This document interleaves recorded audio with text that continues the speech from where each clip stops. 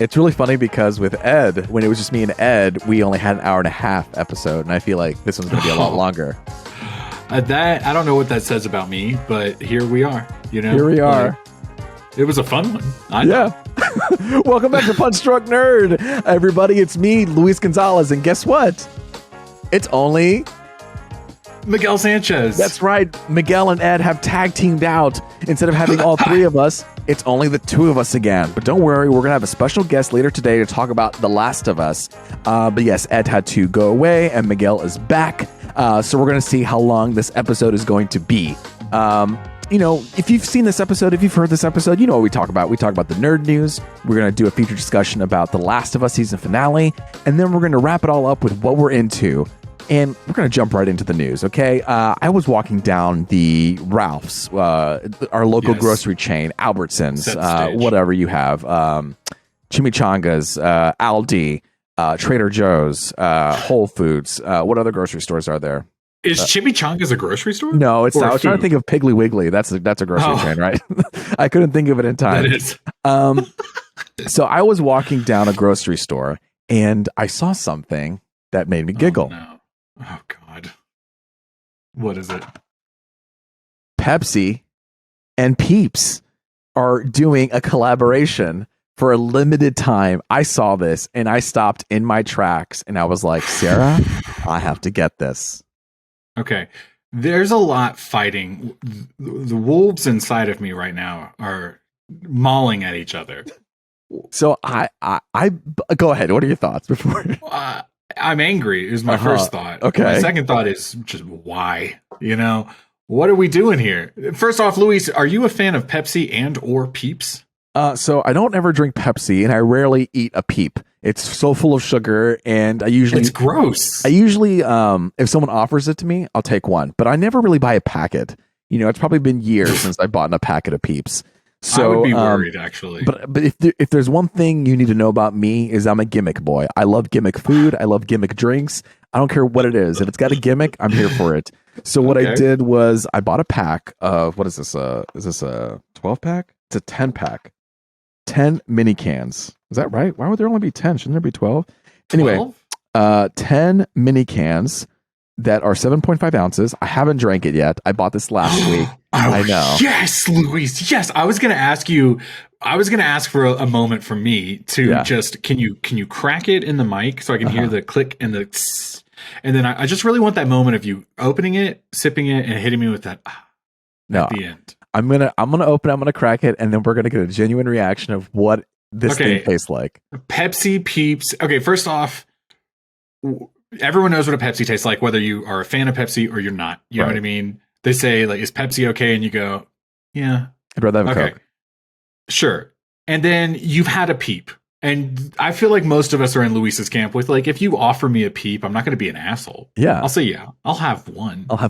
But I'm not buying Peeps. I'm not, like, stocking my home with them. Absolutely not. Okay, so we're kind of on the same page. Hopefully America is. We'll see. Luis, take it away. All right, let's crack it open. All right, here we go.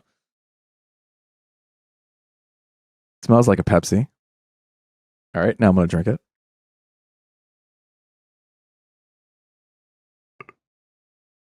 Okay. It actually still tastes like a Pepsi. Okay.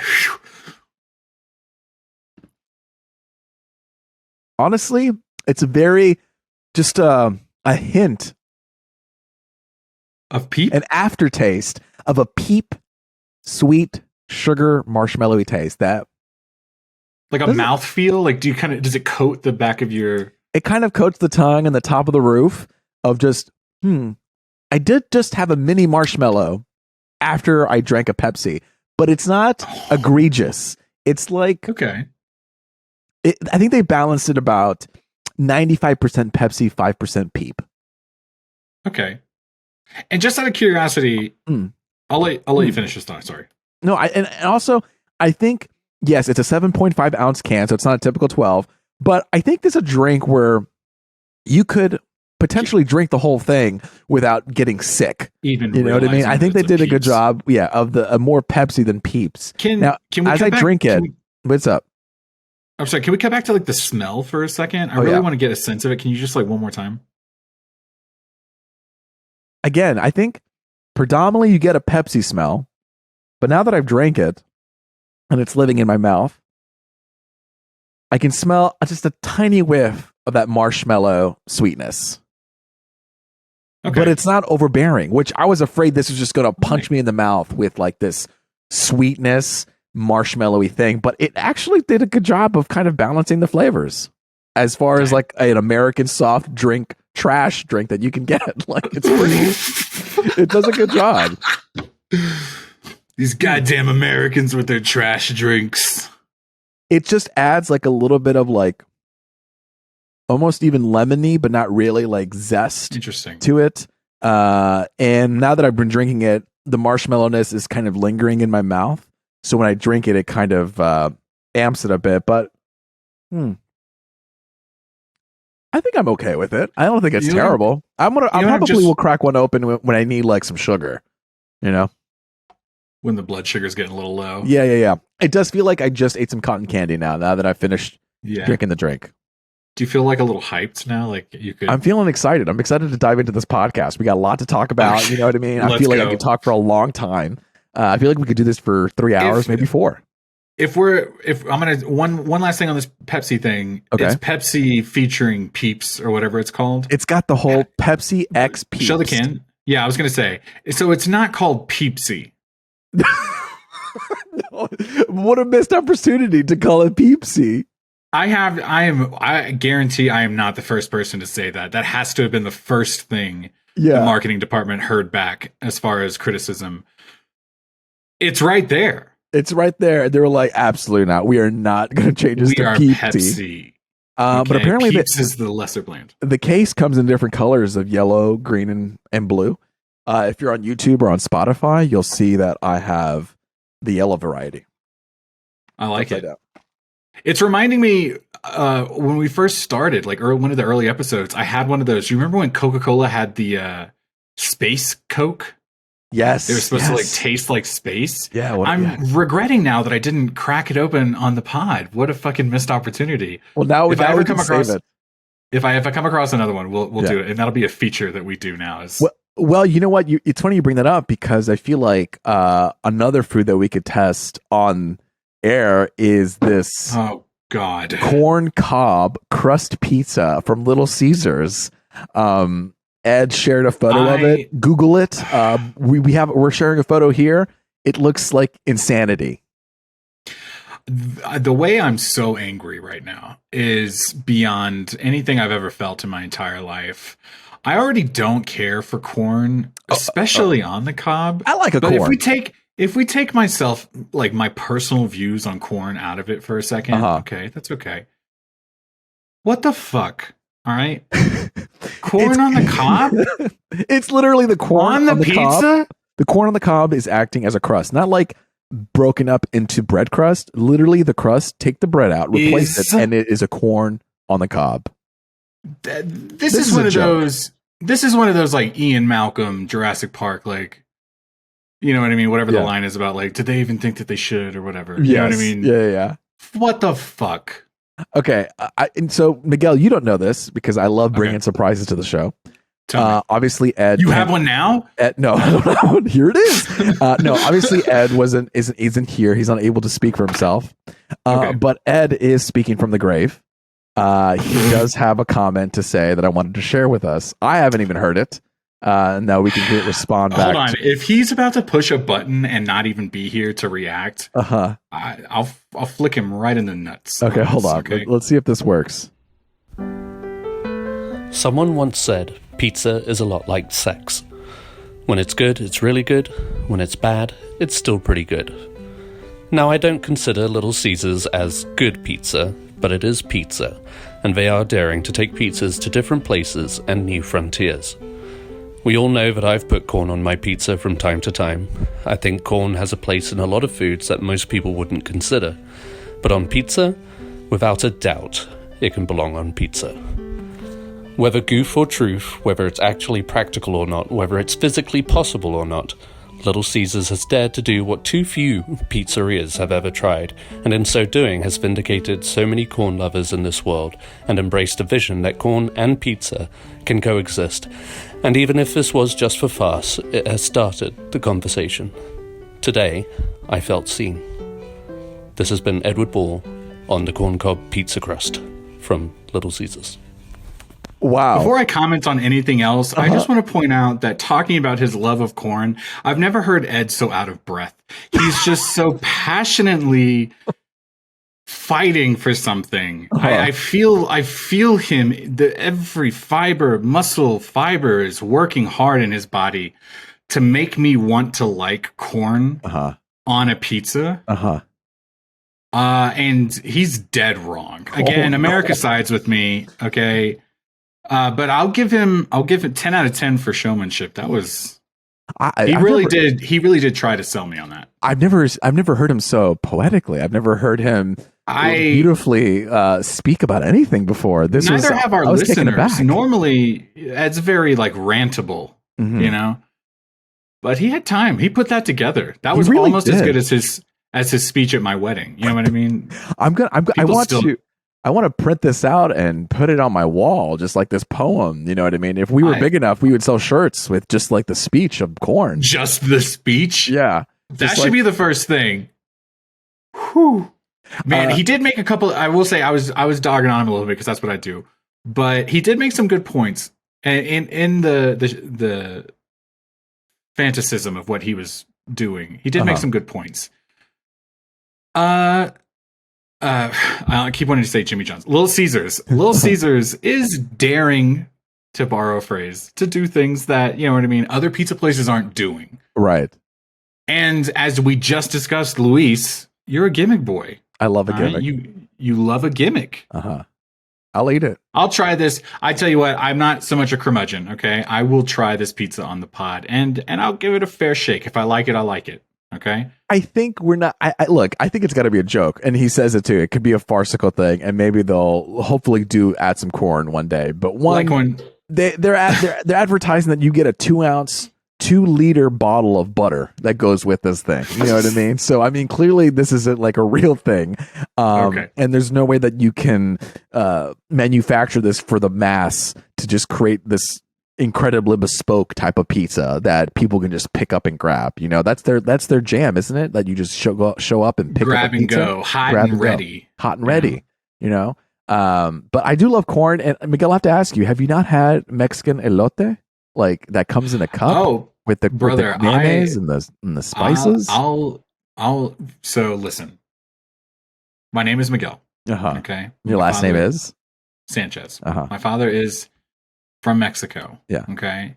I know I don't look it, but I am, you know, and I do, as I get older, especially, really try to relate to that culture through food. It's a very important thing to me, and something I've actually talked to my wife about a lot, and then I want to give to my son. You know what I mean? Like the connection to this culture is through the food. You know, food is like a universal language. It's something that we all speak to and we all learn from.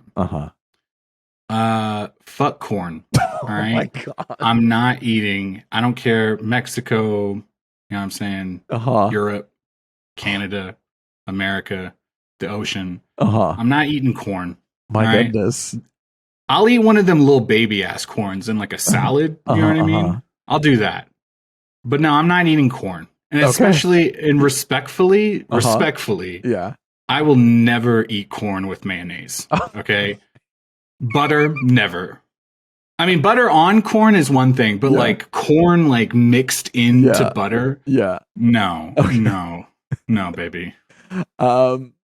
I mean, you've heard it here, folks. Miguel and corn, never gonna happen. I wish Ed was here for this. I know, I do too. When he said he wasn't gonna drop out, I was so sad. I was like, man, who's gonna defend the corn? But luckily, he was here. He was able to communicate his love. Shout out. I now know that he is a poet. I now know how much he loves corn. And Ed, you know, we love you, bud. We love you.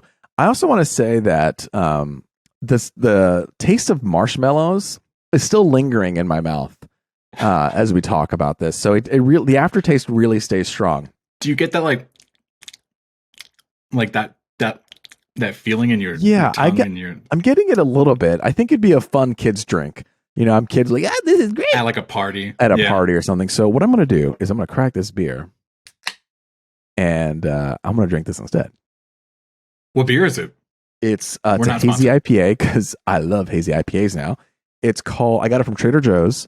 It's called Common Space Food Fight. Food Fight. I love that. What's the percentage right there? 6.5. 6.5. Respectable. We did our like top things of 2022, and you had a list of drinks, and I've been meaning to actually get all your drinks and drink them on the podcast. So that is still my mission. I'm going to still try to go through those things that you recommended because I think that'd be really cool to do. I love it. But let's move on. As I pour this beer, we're going to go on our next topic. This is interesting. So Caped Crusader, it's the Batman movie, that Batman animated TV show that what's his name was going to make? The guy who did the Batman. Matt Reeves. Thank you so much. I always forget his name. It's so weird. That's not good. I know. Matt Reeves. He was leading this. He was showrunning this, and HBO said they weren't going to do it, and now Amazon Prime Video is picking it up, and it's so crazy because to me, it's like Batman and all the DC should live with WB. Like they own WB. That like it should be there, and so to see it on another property is crazy. And then to also, you see the tactics. They're like, you know what? Fuck it. It doesn't need to be with WB. We're going to sell for it. And Amazon will pay us money because we're in debt. And I just thought that was a crazy thing. Yeah. Two thoughts on that real quick is one, I'm thinking another Warner Brothers property that went over to Amazon, as we talked about it so much, shout out Ed, was the Lord of the Rings TV show. You know what I mean? Like, correct me if I'm wrong, right? Lord of the Rings, that's a Warner Brothers property, or... I think it was owned by somebody else. Oh, okay. And then they licensed it to Warner Brothers. But yeah, that's a good. I see. Okay. And I don't remember what my second point was going to be because I finished my whiskey. I'm actually looking this up. Does WB owns? Yeah, no, it's a subsidiary of Warner Bros. Discovery, DC. So that, yeah. Oh, and the second point I was going to make was this is kind of familiar to like 5 years ago when Marvel was, bankrupt and selling all of these properties. Like fuck it, and then they had to turn around all these years later and try to get them all back so that they could do this universe. Are we seeing the start of a similar form? Well, I mean, I would say it even happened when Disney owned Marvel and they were giving Marvel properties to Netflix, when that happened. And I guess because they didn't have a TV outlet to do it, now they have Disney Plus, but HBO has a TV outlet. They have a theater, theater outlet. Like there's no reason why they shouldn't own this on their platforms to get views to their subscription streaming service. But I think it's just crazy that they're outsourcing this to Prime Video, but it makes sense financially. It's part of the change up, right? What's going on? Yeah. You know what I mean? HBO was the first time we talked about this recently where like HBO original content is being deleted off the website and given to someone else. You can't find Westworld on HBO. They're putting it on a free service like Freevee or Tubi because they get licensing payments for that. So they pay them and that they get more money that way than they do from subscribers. Than streamers, right? Like, okay, you're not really going to watch it on my service anyway. Let me cut it and make the money that I can. Which is exactly what they used to do a long time ago. People would make movies, they'd make TV shows, then they would be able to license that to other companies. But now we have the streaming platform where it's like, no, we own everything. You're paying services to the library, but it's not as profitable. So it's a thing. Next thing I wanted to talk about was, Marvel is run obviously by Kevin Feige. We've talked about this, but there are kind of top generals to that company. We got Kevin Feige, Luis Desposito, and Victoria Alonso. Now, Victoria Alonso is stepping down from Marvel Studios, and she's the third top person. She is in charge of production. She's also in charge of post-production. She leads the VFX department, and she's been there really since Iron Man, but she became an executive producer in Avengers. And let's see, they had a quote about her. They say the main one that everyone's scared of is Victoria Alonso. It says a Vancouver-based tech who has vowed to never work for the studio again. She's known in the industry as a kingmaker. If she likes you, you are going to get work and move up in the industry. If you've pissed her off in any way, you're going to get frozen out. A senior animator who works for Marvel Studios Animation says that the in-house studio suffers under its own impossible deadline, structure, and pixel fucking style of dysfunction. We are in-house. We're paid well. I do feel like we're padded by money, but it doesn't change the fact that they're asking for things that can't be done. So we talk about VFX, we talk about these changes, we talk about timelines and how it doesn't look as great and all these things. And, you know, maybe after AM and Quantumania, there's been some moves to respectfully fire her, you know, and maybe they didn't say that. Maybe they gave her the dignity of saying stepping down. And I'm leaving. Yeah. And somebody brought it up that if she was stepping down truly, that they would have said it earlier, or like it would have had more lead time, that they could put it in the papers, they could have time to transition. I'm not a business person. A little bit of a ceremony. Yeah, a little bit more a little ceremonial, but here it was so sudden that it might have been some other rumors. And, you know, I've talked about it on the podcast where the VFX stuff needs to be handled a little bit better because they are going through the ringer and things are being pushed too much. And now their shows are being limited. There's only 2 shows coming out this year and fewer stuff on the table for this season. So this could be a good thing. They're restructuring, and it's just a crazy time. When I saw that, my jaw dropped because I do follow the Marvel business side of it. But who knows what's going to happen? She's also is somebody who's advocated for more diversity in the studio, and has kind of fought for that as well. So, you know, I don't want to I don't want to mark her as a villain completely. She has pushed for diversity, but at the same time, it seems like she's kind of pressed all these productions into fast lining it. And yeah, I mean, it's crazy. To me, it's crazy. And hopefully we get a little bit more, I don't know, restructuring in production side we'll get to see on camera. And, you know, we won't see this reflect maybe until a couple months or the next couple movies, you know, because her touch is still on Guardians of the Galaxy. It's probably still on Secret Invasion, things like that, you know. But I thought that was interesting. Wanted to bring it up. I don't know if you have any thoughts. It's okay if you don't. You think this is kind of like a proactive move on Marvel? Like maybe they're seeing, okay, we're getting a little bit of negative feedback for like kind of the first time, like really legitimate negative criticisms as well. And maybe now there's a turnover at DC and this is maybe their chance to get ahead of us. We should kind of proactively start cutting some of our bullshit. I think so. I think the production timeline and the VFX stuff has really hindered it a bit.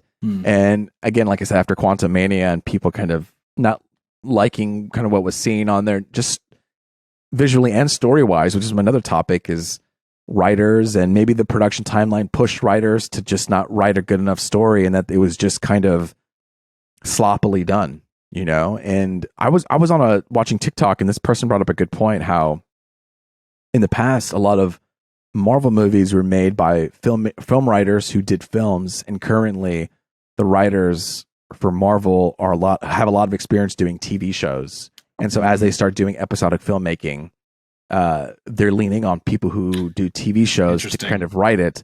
And maybe they need to go back to having people who have that film experience that can just, you know, give whiffs of this episodic stuff, but not have it completely imbued with this.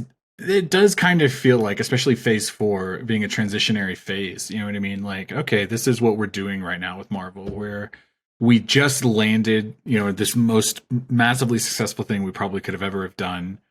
And we're kind of like, you know, struggling just a little bit here because we're trying to figure out what's that new angle. You know what I mean? So it's kind of a good opportunity too. We as the audience might be in for a treat. Okay, maybe they're about to like really get it into gear and go, oh, this is the second, you know what I mean, era. Absolutely. And I'm here for, you know, they've obviously thrown so much at us, but I would think it'd be so cool if they would be like, you know what, we are reevaluating and we want to give you the best quality film and stuff. So we are limiting our phases and we're going to give a little bit less to give you a little bit more in the story. I think that'd be so honorable and so cool. But we'll see if, you know, money talks. And so we'll see what happens with there. Speaking of money talking, You thought the Gladiator was good enough, but no, they want to do more. So there's going to be a Gladiator sequel, and guess who's joining that ride? Mr. Denzel Washington. Yeah. Did you ever see the first one? You saw the first one? Yeah. Oh yeah. The first one? I've seen the original, yeah. Right? At this point. I think I've only actually seen it maybe all the way through, maybe one time. Oh, interesting. So I definitely should go back and watch it. But I'll say this.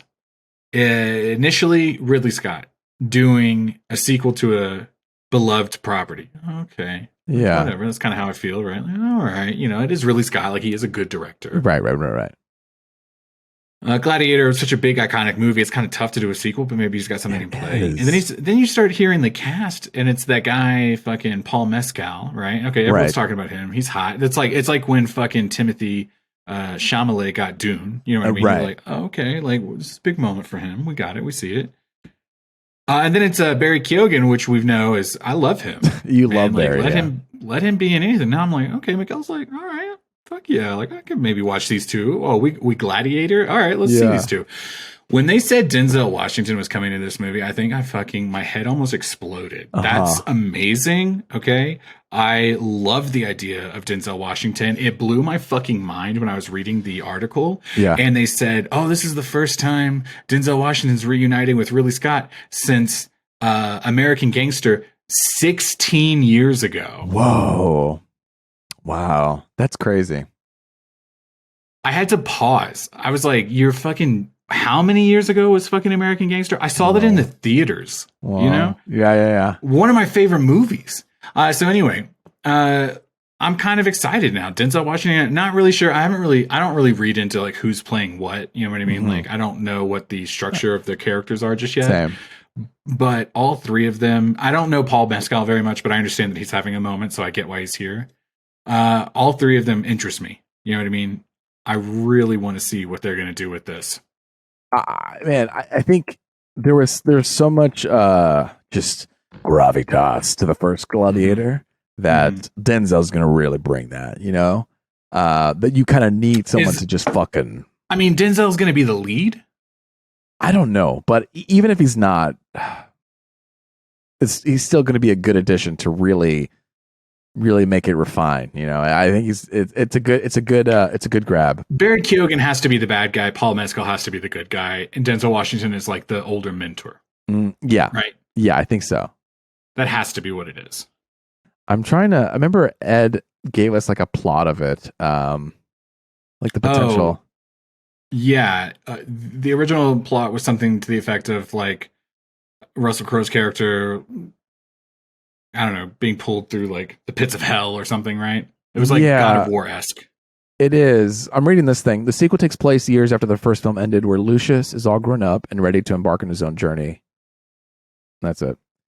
Okay, so we'll see what happens. Okay, shout out Lucius. That sounds like a bad guy's name. So, speaking of bad guys, Succession season 4 is going to air this weekend. Yeah, in a couple days. So, let's go. Get ready to take on Waystar. We'll see if Kendall finally takes on his dad. I had this idea, and I don't know if I'll do it, but I'll say it now. I got to time it right. I want to, right when the season finale of season 4 ends, I want to release a video of what's his name? What's the dad's name? Roy? Oh my God! No. Logan. I want to get a supercut of Logan saying "fuck off," just like all the way through. Yes. There's already one out on the internet, but I need to jump on it right away when it happens so that we get all those. I'm going to shamelessly plug our own content, Luis. Okay, you're a really good editor. If you guys remember, before Doctor Strange Multiverse of Madness came out, you did a supercut of that's the wrong word, but you did a little a cut to the Nickelback song "Hero." Yeah, I did with all footage from Doctor Strange 2, just the trailers. Yes. And me personally, this is just me gushing because I love Luis. It was fucking amazing. Okay. But not only that, it's like one of our highest viewed videos on our YouTube. It is. Okay. And it's not a lot. It's very modest, but it is a lot for us. Yes. And I'm just saying, if you want to throw together another edit, I think the internet wants it. Okay. Thank you.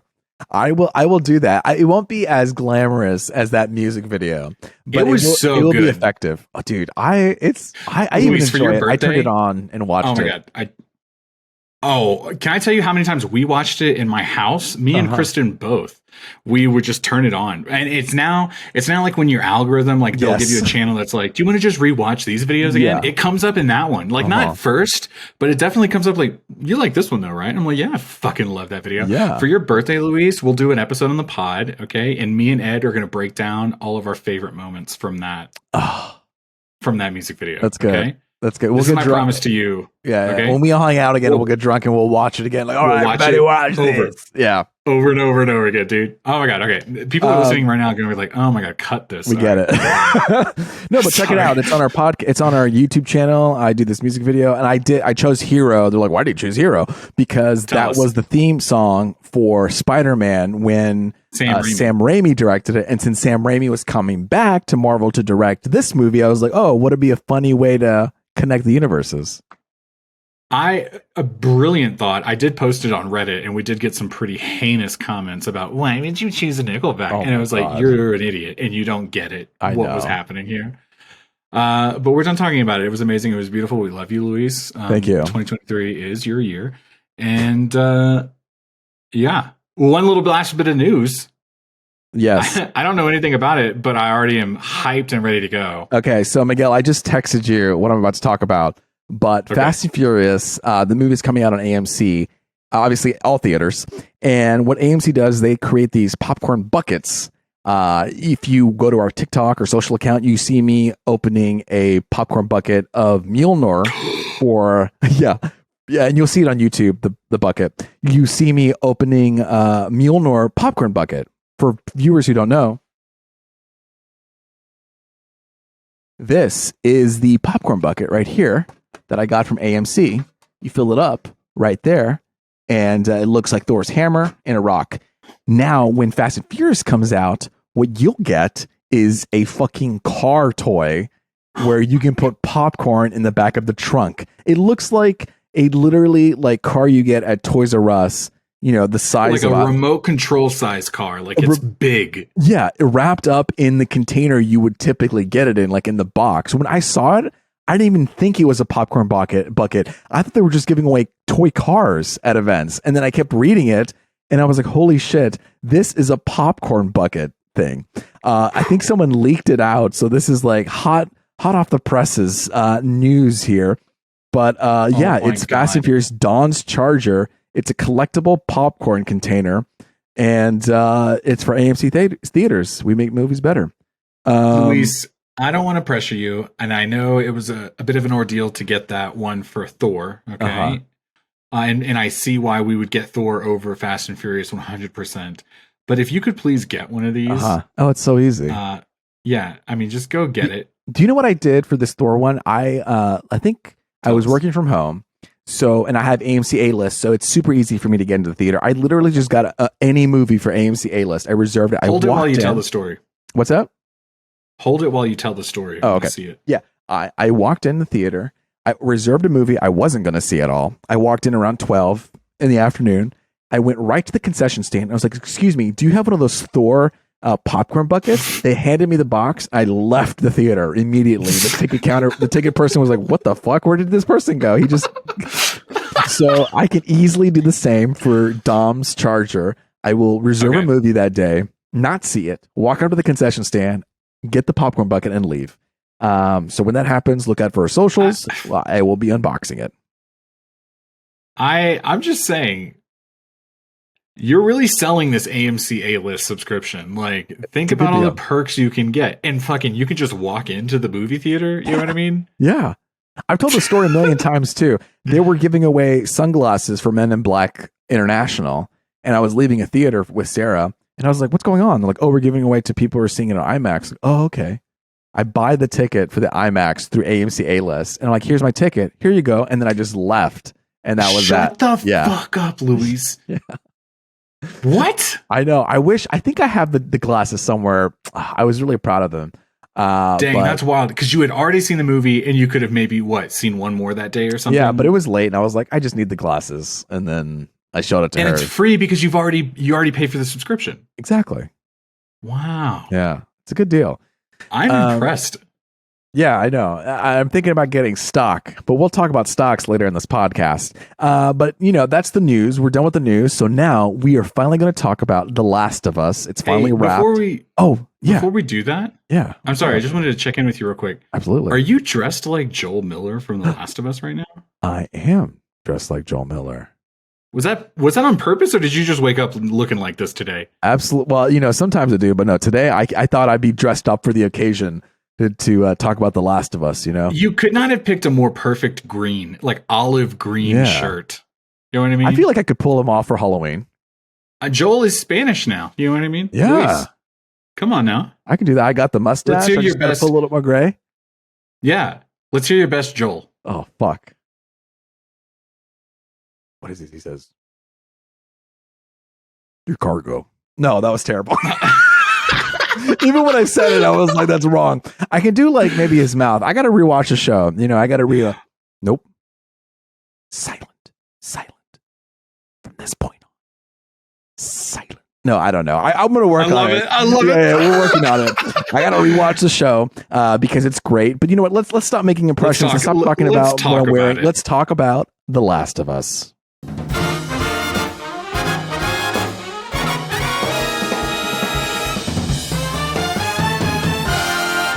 Alrighty, guys, we're going to talk about our feature discussion. The Last of Us, finally done, finally over. And we have our guest, Steven Escobar. That's me. Thank you. He's not just a Game of Thrones, House of the Dragon expert. No, he is also a fan of The Last of Us. I forgot the show title just for a second. Welcome to the discussion about The Last of Us. Thank you. Good to have you again. Yeah, great to be here. Always love being here. It's always fun. I love it. Now, Miguel is our Last of Us, expert. He's played the games multiple times. He knows the in and outs of the story. So I'm going to pass the baton to Miguel and to lead us down this valley of The Last of Us.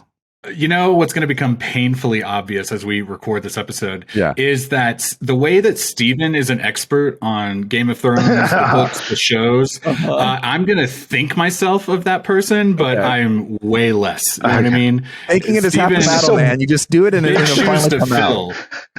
Barely an expert. We'll see. I tried to write some things down, but you know what I mean. I'm on vibes. Okay, so we watched The Last of Us just to check in, Luis. You and me, we played the game. We played the game.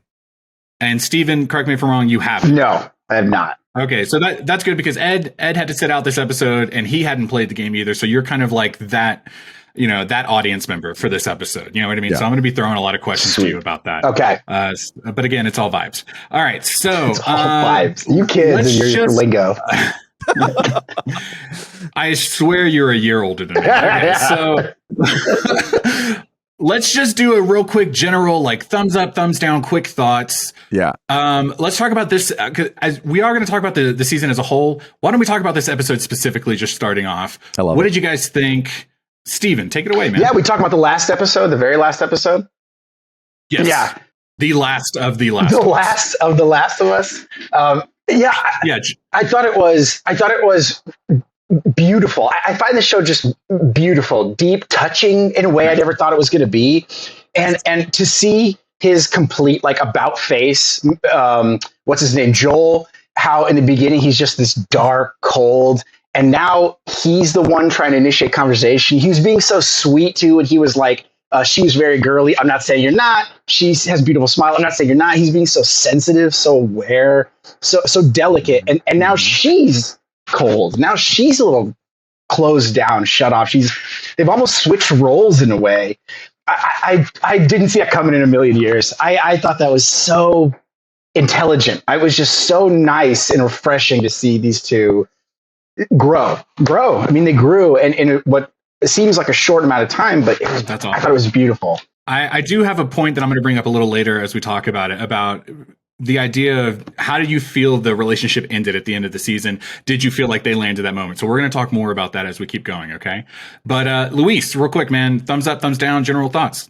Oh, man, I think this is a class act in how to adapt anything into the movies. You know, they take the key anchor points, the points that work, they keep it there because it works, but then they also find a way to enhance it in the right medium of the movies. Because in the video game, you are Joel or you are Ellie in certain parts. But here they're able to experiment and see things outside of all that, which is awesome. So one, yes, great adaptation. Two, just, you know, going off of Steven's point about this arc and this journey and change, that's what I love about this show more than anything. When I first started playing, and even maybe the show itself at the beginning, because I just felt that way, you feel like, oh, here we go, another quote unquote zombie thing. Yes. We've seen this before, you know, humans are against each other. Oh no, she's immune, so now they got to get it around. It's like, okay, yes, we've played these beats before. Sure, maybe this game got released in 2012 and it was newer then, but still, like, I don't know if I'm going to be sold into it. But then we move on into this relationship. Then they get closer and closer, and you see how they're able to cope with their trauma, how they're able to find hope within each other, and just to see how much Joel will do for Ellie in the beginning when he just considered her cargo. And so, like, as it progressively goes, it becomes more and more, I become falling more and more in love with it. So yeah, by the end of this last episode, I mean, there's that one line, I think where they added in this one where they talk about Joel's gun, like, wound in his eye, right? Yes. And how he was saying, it wasn't from me saving Sarah's life, my daughter, it was for me almost killing myself. But he doesn't say it that way. He kind of says it, you know, beating around the bush. Alluding to it. Yeah. Alluding to it. Thank you. And then Ellie says something like, oh yeah, so I guess the lesson here is time heals all wounds. And then he turns to her and he says, it wasn't time. Yeah. And then she looks at it, realizing what that means. And it's just like the impact that has on Ellie, who has lost somebody who finally connected, and Joel, who has been so afraid to reconnect, finally just like, I mean, you're my purpose, you're my life again. And I was just, when I saw that, I was just crushed. And so it's funny. It's funny you mentioned that line specifically. I guess I was going to wait a little later, but we'll get to it now. I wrote it down. I watched it for the second time tonight just to kind of like really hone in on it. When Joel talks about shooting himself and missing in the scar, and he starts that whole dialogue, I wrote down the reasoning is sound. They don't talk about this in the game. This is like for the show only. And I was like, oh, okay, that's kind of a cool story. And the reasoning is there. But I thought the dialogue, or maybe just like the feels of it all, felt a little hokey to me. I didn't buy into that moment as much. You're not a sentimental man sometimes. You were sharing that Interstellar quote about love, and you were like, this is the cheesiest thing. We're going to talk about that on a whole nother episode. Okay. But legit, the worst line of that entire movie. So maybe, but I feel like I have a soft heart. Sometimes when it doesn't, I don't buy into it enough. Well, it's hard because they weren't trying to do it. That was the first time I wrote the word hokey in forever. Oh, interesting. Yeah. Well, they weren't even doing it so directly. They weren't like, you complete me, you fulfill me. They did it in a very not like the nail on the head. It was done. Yeah. You know, I also didn't see it coming. I felt like I didn't see it coming. I didn't expect him to say that. I thought it was going to be time. Yeah, time heals all. I didn't expect him to say it wasn't time. I didn't see that coming. Okay, I'm not gonna be the Debbie Downer on it. I love that. I love that the line hit. There's definitely a couple lines I'm gonna mention at some point too. Okay. Okay, cool. Sorry, I've got my notes and these other notes over. So what did you think about the last episode? Yeah. So yeah, rewatching it just now, I definitely think they nailed the landing. There was a couple of notes in it that I was just like, you were talking about adapting. You said anything, which I thought was a really great like generalization. Like I was thinking in the terms of adapting a video game into a television or a film medium, excuse me. But you're right. Like the way to adapt anything is to hold on to those key moments and embellish in certain areas, but don't overdo it either. You know, and I think this was a really good balance of all of that. The last episode was great. I want to talk about, let's just jump straight into some moments real quick. Okay. Yes. So we opened on a really great scene, again, that's not in the game. This was just for the television show, where we meet Ellie's mom when she's pregnant. She's running through That's not in the game. That's not in the game. Okay. You don't ever meet anyone. Basically, once the story starts, after the outbreak day with Joel and his daughter, you don't really meet anyone from the past. Is the outbreak day is that like stuff with Sarah? That's in the game. Yes. Okay. Now that happens in the game. So that basically that whole first episode, minus a couple of again, they added a couple things here and there, but most of that was the opening of the first level.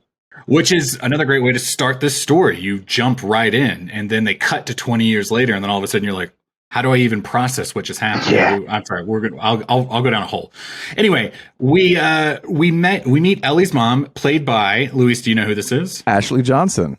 Ashley Johnson, who played Ellie in The Last of Us. Shit, that's right. Yeah. Now, wait, real quick before we move on.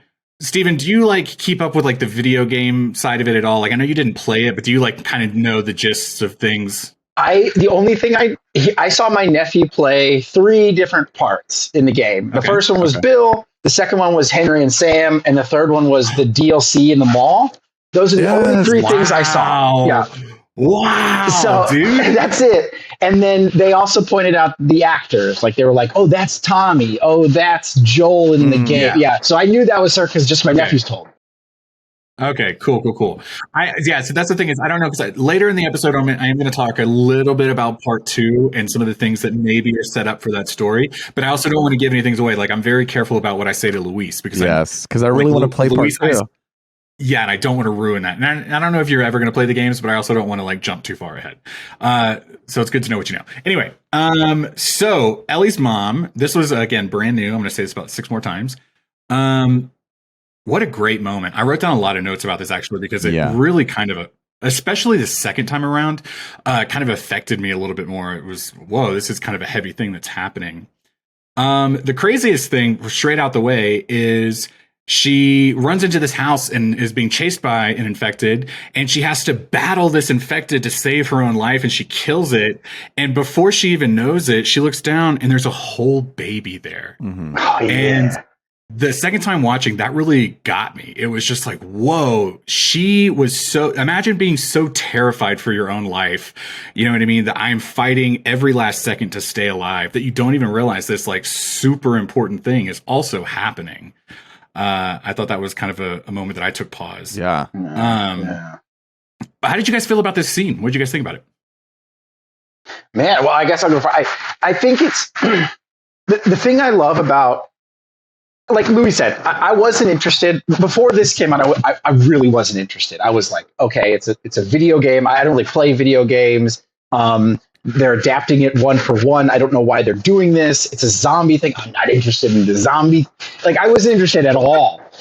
But everyone talked it up. They're like, it's one of the greatest games of all time. You got to check it out. It's deep. It's serious. Okay, fine. The thing I love about Apocalypse done right is that if it's done right, vices and virtues are escalated. Virtue, you have to become a hero, or you become the devil. They're escalated in that way, and you really saw that with her as a mother in that scene. What it means to be a mother. You're saying, she's fighting, and she sort of accidentally gives birth. The priorities change. I thought it was a fascinating way of saying what she'll go through to protect this child, what she'll do. And she was ready to kill herself even in that scene. At the end, but she just wanted a little more time with the kid. I think Marlene comes in and she's got the knife to her neck. And I was like, what a boss. She just want a little more time with her daughter before she opened her own throat. But I was so impressed by her as a mother. That was I don't know if I could do that. I agree 100%. Not to be all I'm a parent, but I'm a parent. Okay. And it was first off, you just think, just the day that your child is born is a very stressful day. There's a lot going on. And the fact that, like you said, we're beyond that, you know what I mean? You just feel this sense of holy fuck, this world sucks. And this is the world she's coming into. You know? Yeah. Great point. We get a good backstory here. I think Luis and I, we talked about this previously about kind of how Marlene and how she is connected to Ellie. And I feel like the TV show does a more definitive, this is the connection than in the game. Yeah. So here we find out, that Marlene, who's kind of been a Firefly for a very long time, apparently. No wonder she's the leader in the beginning of the story when we see her. Oh, good point.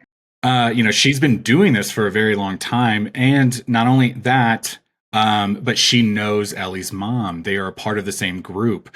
There's a really great moment when Marlene comes in and they're kind of having this dialogue, this conversation without really saying too many words. She's like looking at the bite and Ellie's like, no, I cut the cord. I cut the cord. There's a lot being said. Which is a clear lie. And she knows it too. Yeah. The show does that a lot, which is what I loved, was they didn't spell almost anything out. And I loved that. It was so much of it was looks. That's awesome. And subtle. I loved that. See, that's good because what I tell Ed all the time is that as someone who hasn't played the game, as someone who has played the game, is I'm looking at it going like, well, I know all these beats already. Like I kind of know what's happening. Am I picking up on it just because I know step by step what's going to happen next? Or is it because it's actually really good? So that's awesome that you said that. Yeah. And here, a really great moment of her. There were so many things just to kind of wrap up this thought about Ellie's mom, Anna, and being a mother in this world. I mentioned she gave birth. Oh man, but right before Marlene comes in, right after the birth, she holds Ellie for a little bit. And there's just, again, this moment of, she's bit and you know what that means time-wise. She has X amount of minutes, hours, days. And so every second holding her daughter is so precious. And you just really get this sense of like, oh my God, like how heavy the world is when you're holding it in your hand, Also, a couple choices she has to make. Again, she knows she's infected. And later when Marlene comes in, one of the first things she tells Marlene is she's hungry. She needs to eat because I can't feed her. You know what I mean? And again, how hard that has to be for a mom to hold your newborn. And like, guys, dads are different. Dads don't have this sense, but like a mom, you know what I mean? The feeding is like this thing I'm doing to you. Like I'm giving you this life. It's a connection that you kind of need to create. Yeah. Yes, like way more intense than you can ever imagine. And she can't have that. And it's just, again, like, wow, this is what the show does. And we've kind of said it already, and we've said it a few different episodes. It's just, they take these moments that in the game, not in the game, and then they crank the kind of tragedy of it up just enough. Boom. Sorry. So then we get to Marlene. And she asked her to take Ellie, and then they're wrapping up the point. This is how we figure out Marlene knows Ellie. Right. That, she is tasked with taking her into Boston, and she has this really dumb line where she's like asking her, please take her and raise her and give her to someone and yada yada. And she's all like, I can't. And it's like, hey, fuck you. You know what I mean? Like, I'm about to die. That's what I thought. I was so mad at Marlene. I was like, look, when she's like, kill me. And he's like, nah, I'm not gonna do it. I was like, what's wrong with you? Do this now. What's wrong with you? Yeah. And I think Marlene's decisions, we're going to hold on to that. Marlene's decisions, we're going to come back to this throughout the episode, okay? And as a Firefly person, who does she give Ellie to? Not to a fellow Firefly person, but to someone in the to Fedra. Exactly. And this is so what does that mean? You know what I mean? Like that almost could be a whole backstory, and it's like before the DLC as well. I mean, so maybe she realizes even though she's against Fedra that they could potentially still could take care of her better than she could. Good point. Before we move on this point, one nitpicky thing, I was like, what the fuck is when Marlene's like, cover the baby's ears. And then she goes, fuck yes. And then she shoots and the gun. Didn't? And then like he didn't cover the ears at all. I was like, he didn't cover it at all. I was like, what the hell? Are we just going to move past that? Yeah. That man he is a sociopath. Okay? Like he was straight up like, no, I'm not gonna. I hope she hears it. Yeah. I hope she hears it. I hope she hears it. I'm fucked. She's fucked too. Like it's such an attitude about it all. Like, oh, now I gotta take care of this baby. Oh, fuck this baby. You're gonna have PTSD. Good luck. That was the only thing I wanted to flag. I was like, what the heck? I noticed that too. Yeah. What a fucking asshole. So then, and I'm trying not to just do point by point, and don't let me get caught in that because I just wrote all these notes. Well, it's not a bad thing because I honestly don't remember. I've only seen it the one time, and like when you brought it up, I remembered it. So it's not a bad thing. I'll streamline it a little bit. Okay, so the very first thing we cut to right after this, and I'm gonna make a point here about adapting to video games in just a second too.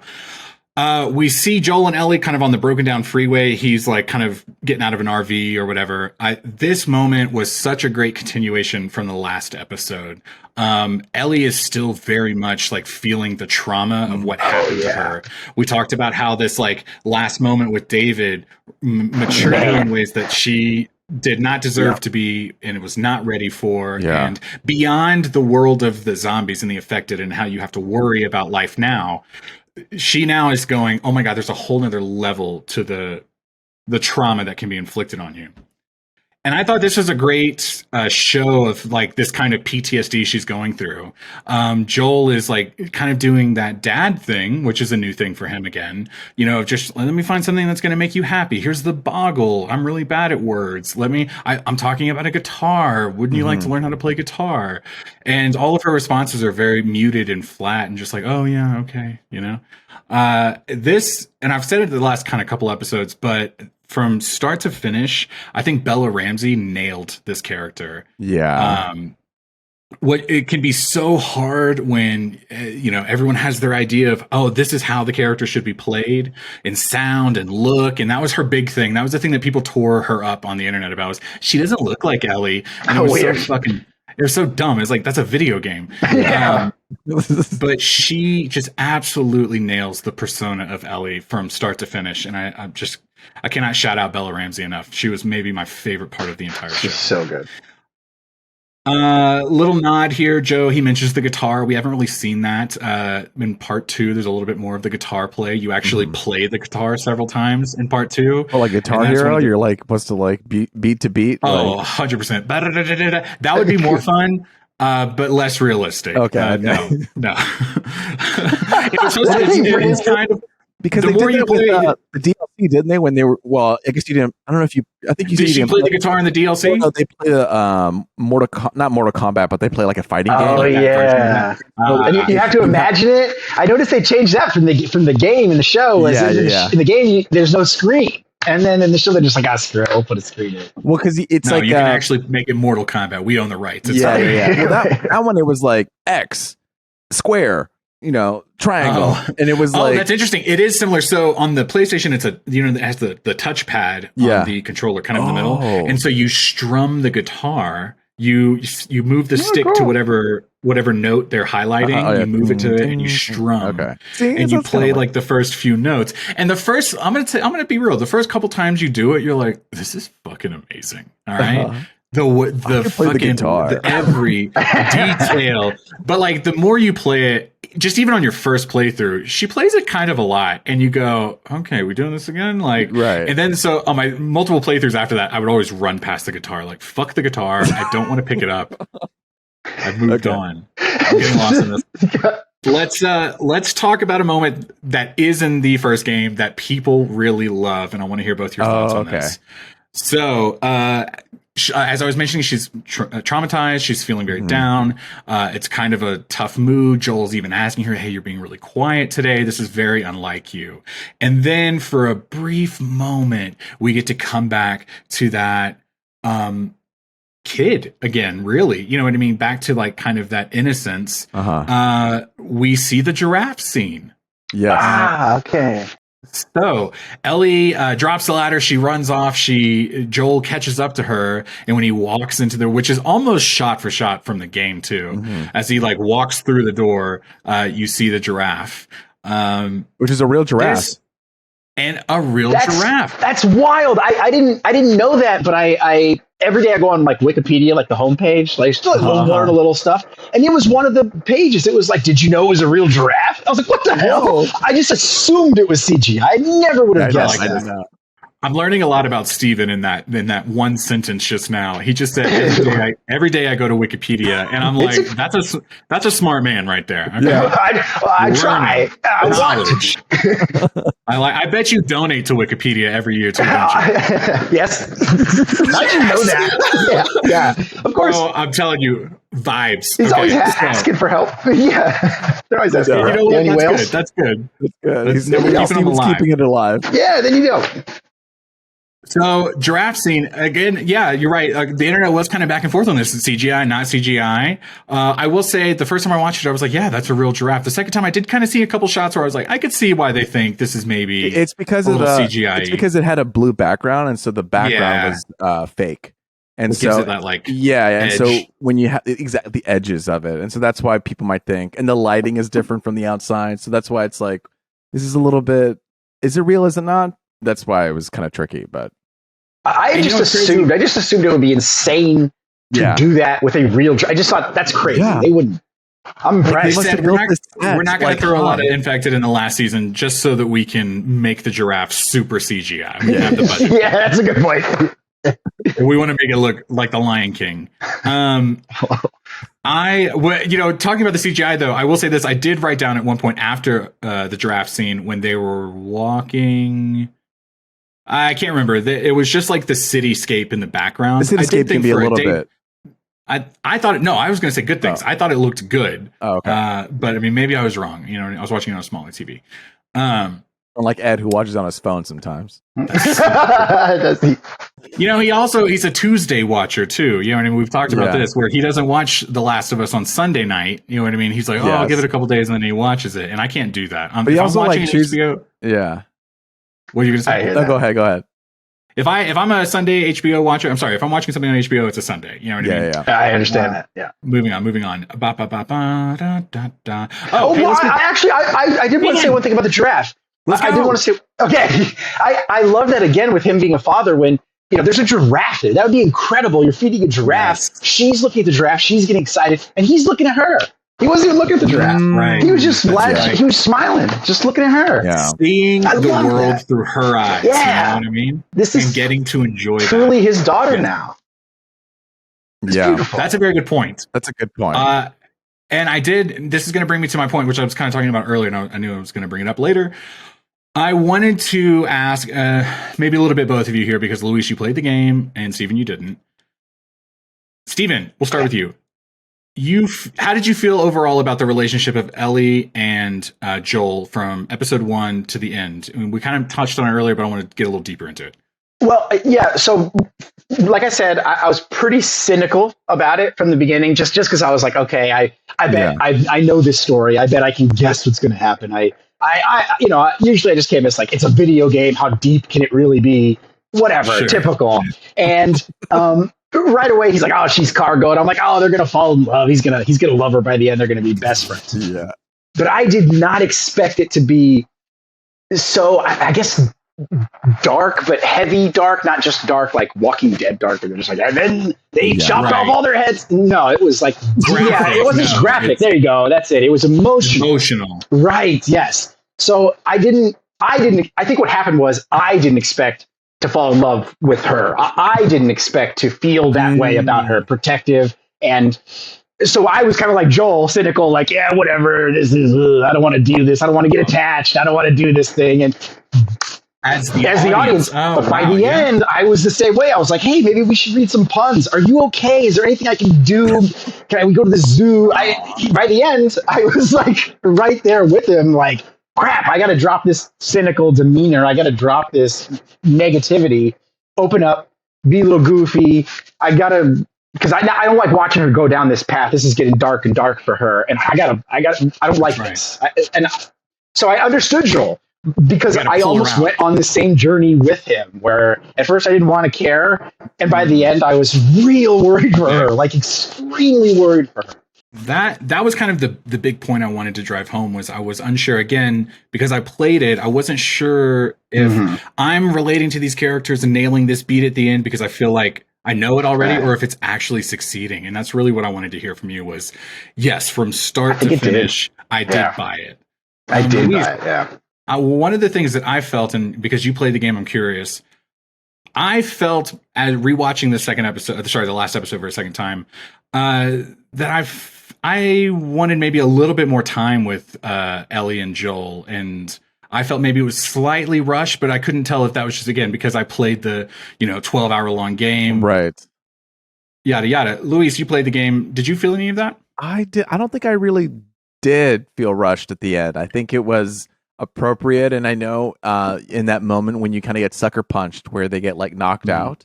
So I felt like that feeling was appropriate. Like, yeah, I wish we spent more time with him, but then out of nowhere they get gassed or something, or they get knocked out. I don't know. I felt like we kind of got all the information that we needed. We felt her being closed off, and we felt Joel trying to open her up, and we we see Joel treating her like a father and looking at her and them bonding. And so, I felt like it delivered the message, and anything else would have just been for a little extra. But I think I didn't feel like they cut it too short. I felt like it was appropriate. Like it cut it right when you want a little bit more, but that's when you want to cut it off, But also right, isn't that what you want? Okay. Yeah. Cool. That's good. So maybe that was just me kind of feeling it. And maybe this is a cue for me to rewatch the entire season one more time. Dang. I'm ready to rewatch the season and then play the game again afterwards. And then play the game again. Hey, silly little conversation about The Last of Us real quick. Just kind of off topic. Not off topic, but just a little tangent. I thought the Firefly logo that you see painted throughout the season, I thought that was kind of lame in the television show. Is it different in the game? It looks. Here's the thing. Here's my point. It looks exactly like the graphic from the game. Like they pulled the graphic and then they put it on a stencil, and then they took that stencil to a wall on set, and then they painted that stencil. And in the game, the first time I saw it, I was like, "Oh, it's a firefly made out of these two Fs." You know what I mean? Oh, wow! I didn't get that at all. I didn't know it at all. Wow! So I'm the only one with the I'll beat an ass. Oh, wow, that's really good. Good. I see it now. I like it now. Google it if you want. It's the fireflies. It's like the two Fs back to back, wings.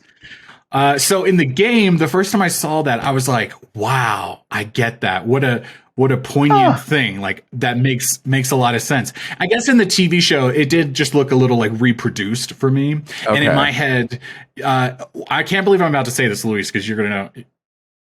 In The Dark Knight Rises, okay, like Joseph Gordon-Levitt with the chalk makes the bat symbol. Yeah. And that feels, I can't believe I'm saying this, fucking believable, because you see him do it with his hands. That is kind of the one cool thing about that one. And not all of them are perfect. They look like their hand, but every Firefly logo you see in the game, in the TV show, is just like a blat. There's the graphic. Well, I'm sure they have a stencil. I guess somehow they have a stencil pre-made and they hand them out to everybody. They're like, "Here you go."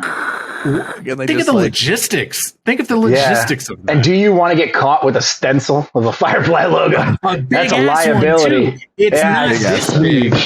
That's true. It's the size of a wall. I guess you could have a piece of paper that you could fold up, right? Like it doesn't have to be a cardboard. Oh, that's true. But then if you think about it, if it's this crinkly little piece of paper, it's not going to be perfect every single time. I see. And I think that was my nitpicky thing, is every time I saw that, I was like, "Oh, that's a good point. It looks too clean, and then they look like they dirtied it up by putting some splotches and grime. Splotch it, in post, instead of it naturally being splotchy as like somebody who would do it. What they should have done is had someone go out there and actually do it, like on set, like actually paint their own.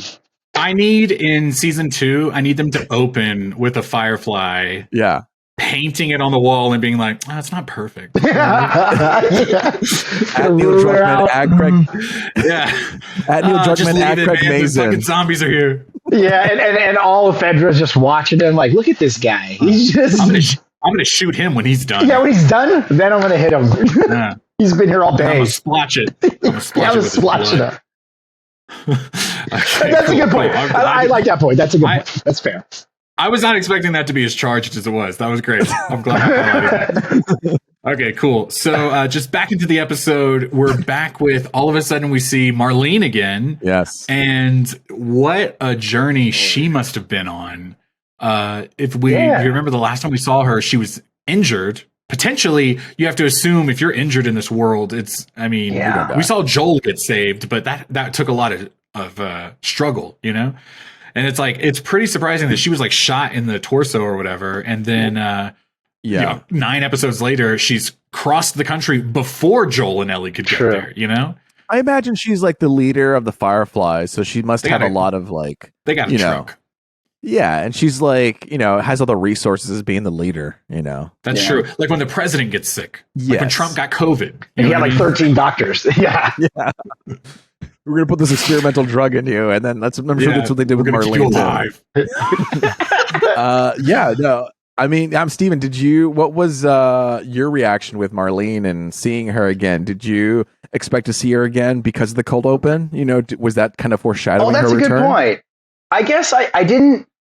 It's not as much as I expected to see her again, but I wasn't surprised to see her again because, like you say, they set her up as she's the leader. Yeah. No problem bringing her back. I wasn't surprised. So when she showed back up, I was like, here we go. And that she beat them, I didn't even think about that. Someone else brought that up when I was talking about it. And like you say, she's like the president. It sort of made sense to me. It also seemed like Joel and Ellie had a lot of detours, whereas I bet Marlene gets plowed through.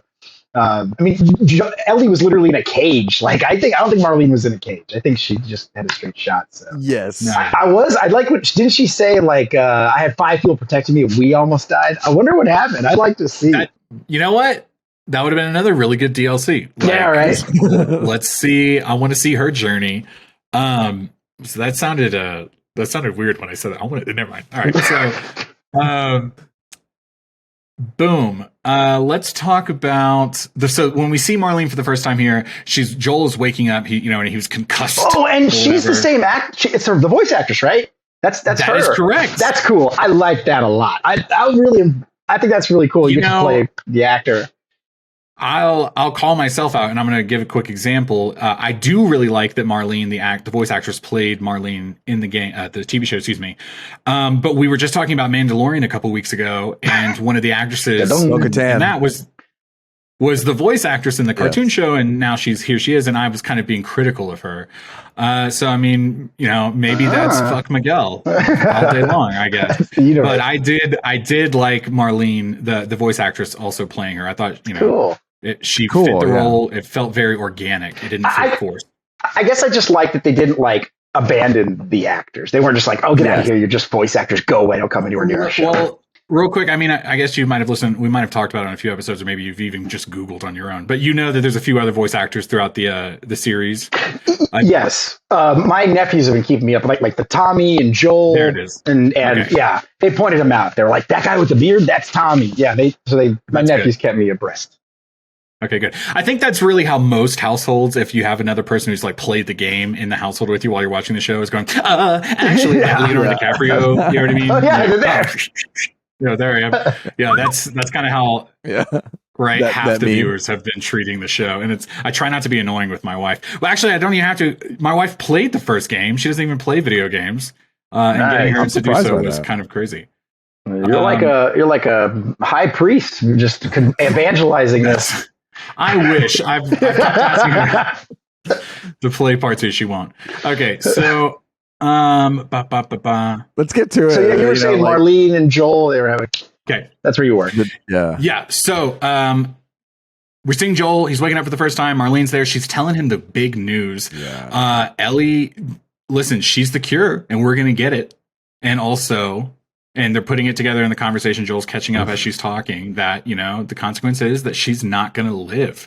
And now earlier I mentioned Marlene's decisions. And this is the big point that I wanted to come back to. First off, Marlene, just on a surface level, she super knows Ellie. She watched Ellie grow up. She's familiar with her as a human being and her life and her journey so far. And she makes the decision, we're going to have to kill her. Mm-hmm. But here in this show, they give you that extra scene that really lays it home that Anna, the mom, Ellie's mom, died, and her last words were basically, take my daughter and keep her safe. That's true. And now she's having to make this decision on top of just knowing her, but knowing her dying mother's dying wish. You know what I mean? Is to keep her alive. And she makes that decision, and she's in the room with Joel, who's then making the decision of, no, I'm not going to let that happen. We're going to keep her alive. You know what I mean? The juxtaposition between these two characters was great. Wow. What did you guys think? Wow, yeah, Lou, you take this. I got nothing. That's a great point. I'm thinking about that. Wow, that's a good point. You're right.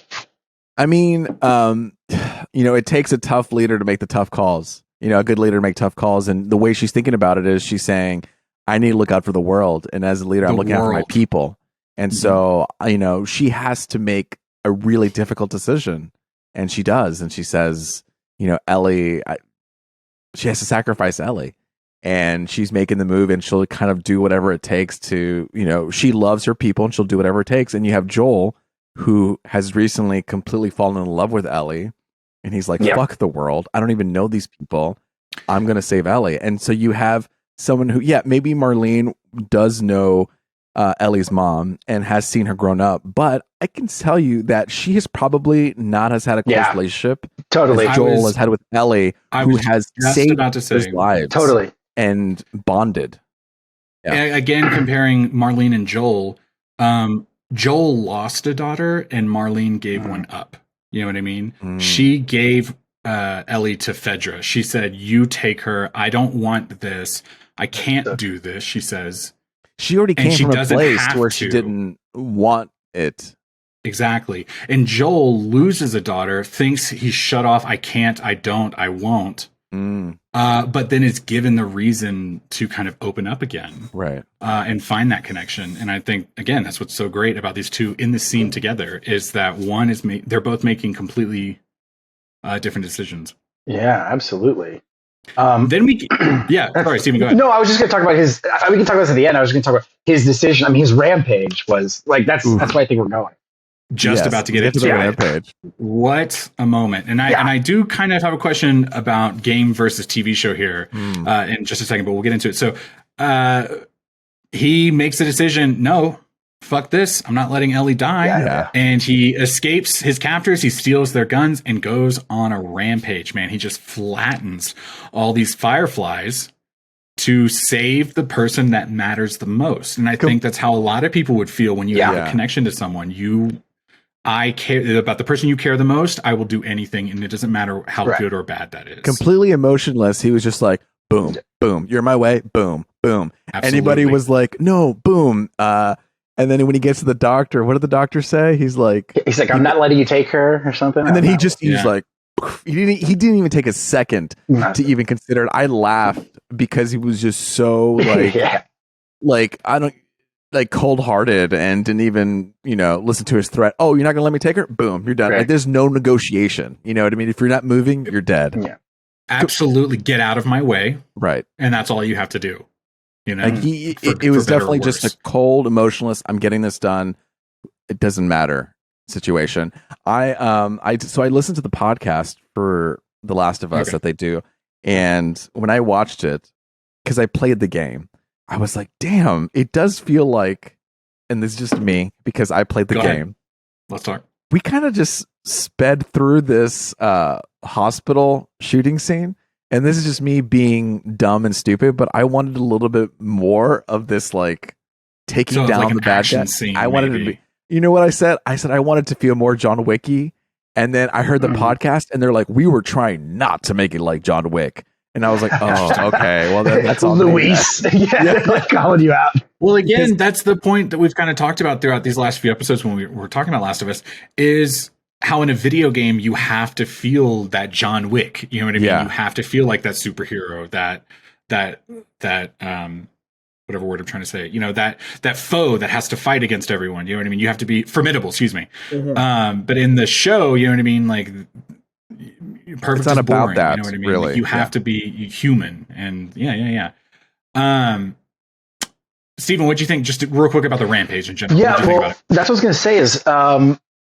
My nephew and I have been talking about this because he is convinced that Joel did the wrong thing, and I am convinced that he did the right thing. And so we have he's in college now. He's like a freshman. He's taken some philosophy classes. So I'm trying to explain what you're describing is utilitarianism. What Joel did is called existentialism. So you have got to decide who you are in your life, but you're also very young. You might not have had attachments like this, or you haven't had time to reflect on life and what matters. But I can tell you from his personal standpoint, fuck the world. I would watch the world burn to protect my daughter. I don't care. I don't give a damn. Yeah. Like that's what. So when he's going his rampage, I was like, "Do it again, more." And when the doctor was like, "I'm surprised he let him finish the sentence," I was like, "Kill him!" Bam! Like, let's go.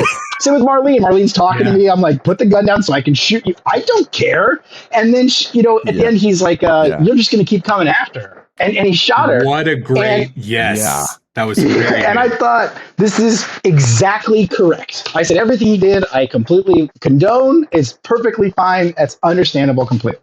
I think it just speaks to a lot of the human condition about love and how what we'll do when we have a personal relationship with people. Like this is this question of like for a community of the world being utilitarian versus like the person that I love, my child, someone close to me. Like this is what love does to us. Like it's not mathematical. You're not going to come up and it's just you're not going to come up with a formula telling me what's right and wrong when it comes to who people we love. That's not how it works.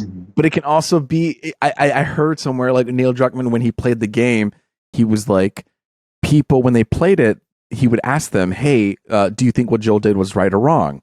And for the most part, it was like kind of half and half, yes or no. And then when he asked that question to people who had children, 100%, the answer was yes, he did. Right.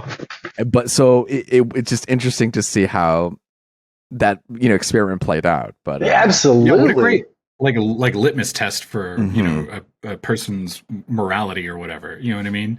That's very interesting. One of the things. So in a video game, it makes sense, right? You're given this gun or weapon and there's foes in your way and you must delete them. And in a video game, that's literally what you're doing. You know what I mean? Bop, bop, bop, bop, bop. That's a good point. Yeah. But and The Last of Us is doing a really great job with the story that you feel very connected and whatever. But again, at the same time, like my controller's rumbling because I'm fucking blasting you away.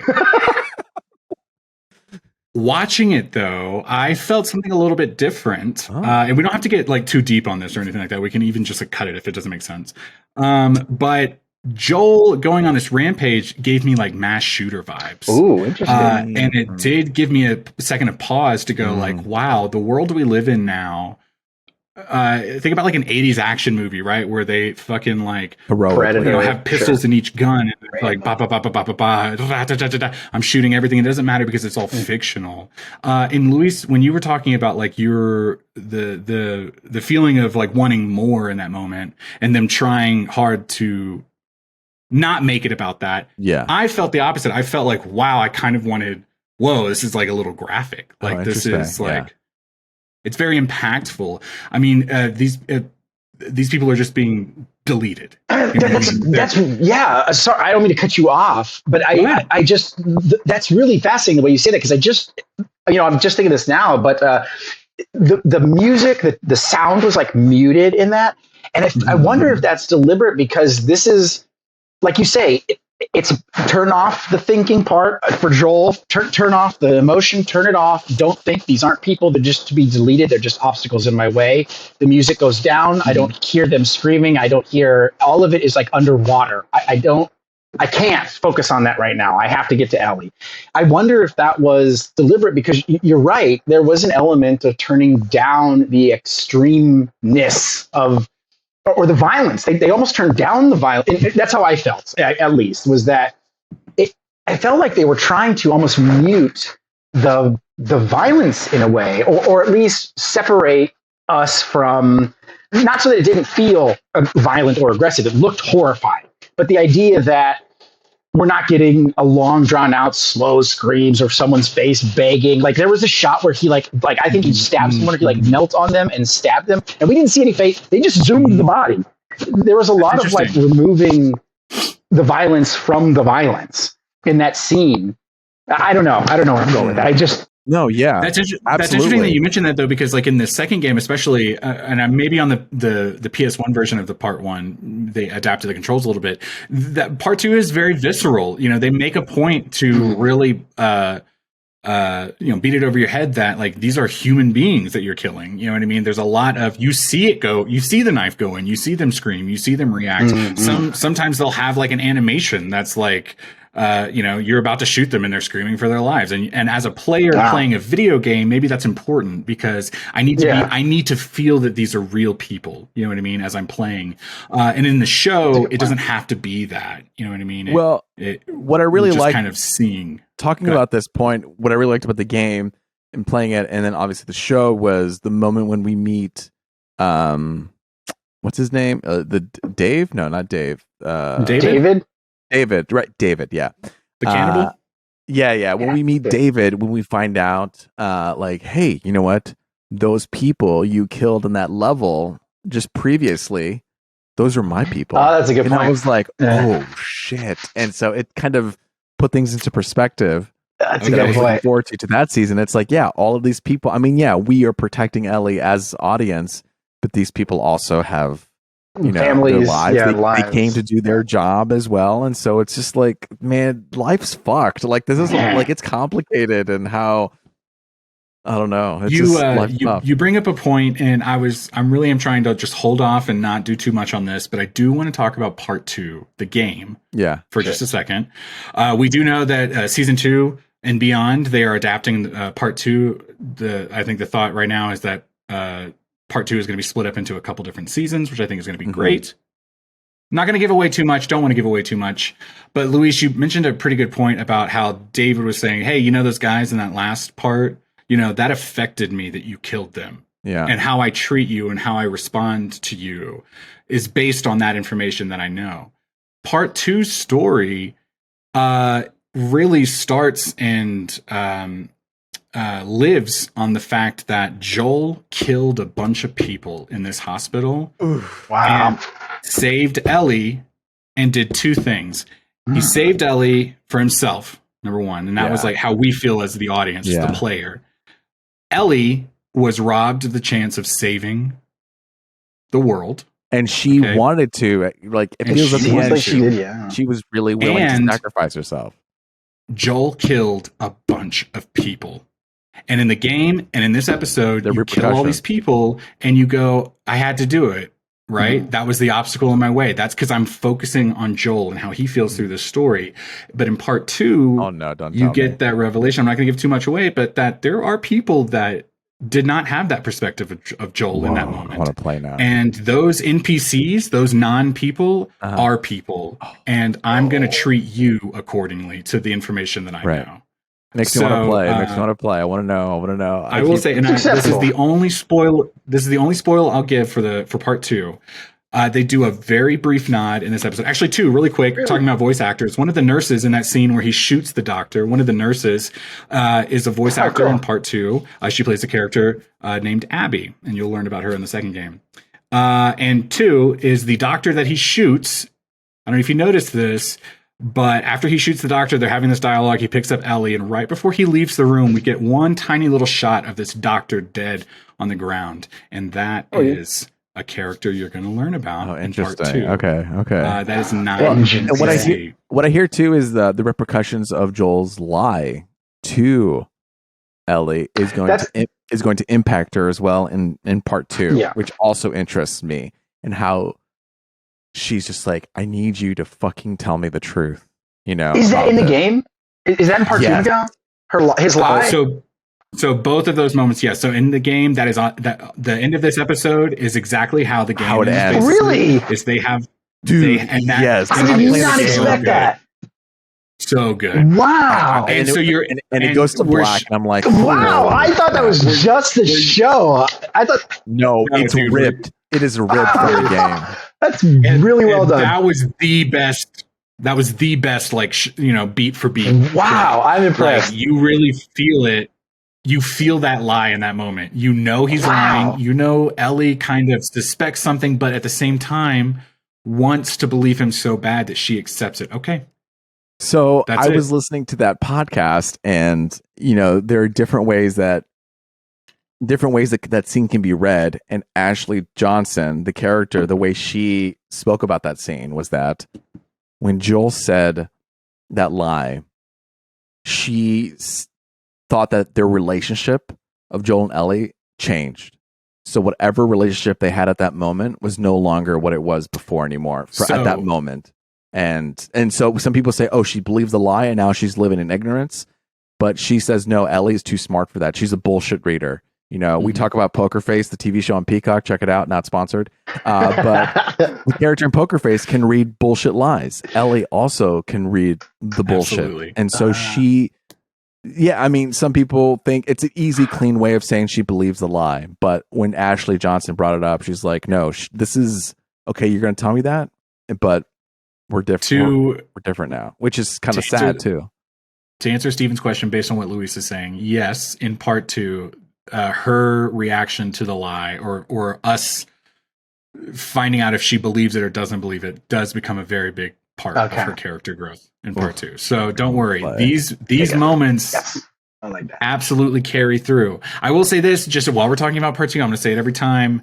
Don't read the internet. You know what I mean? Fuck the internet. Everyone has such hard opinions on they love it or hate it. That. If you decide to, Luis, play the game, or Steven, watch, season 2 and beyond, just watch, just play. Yeah.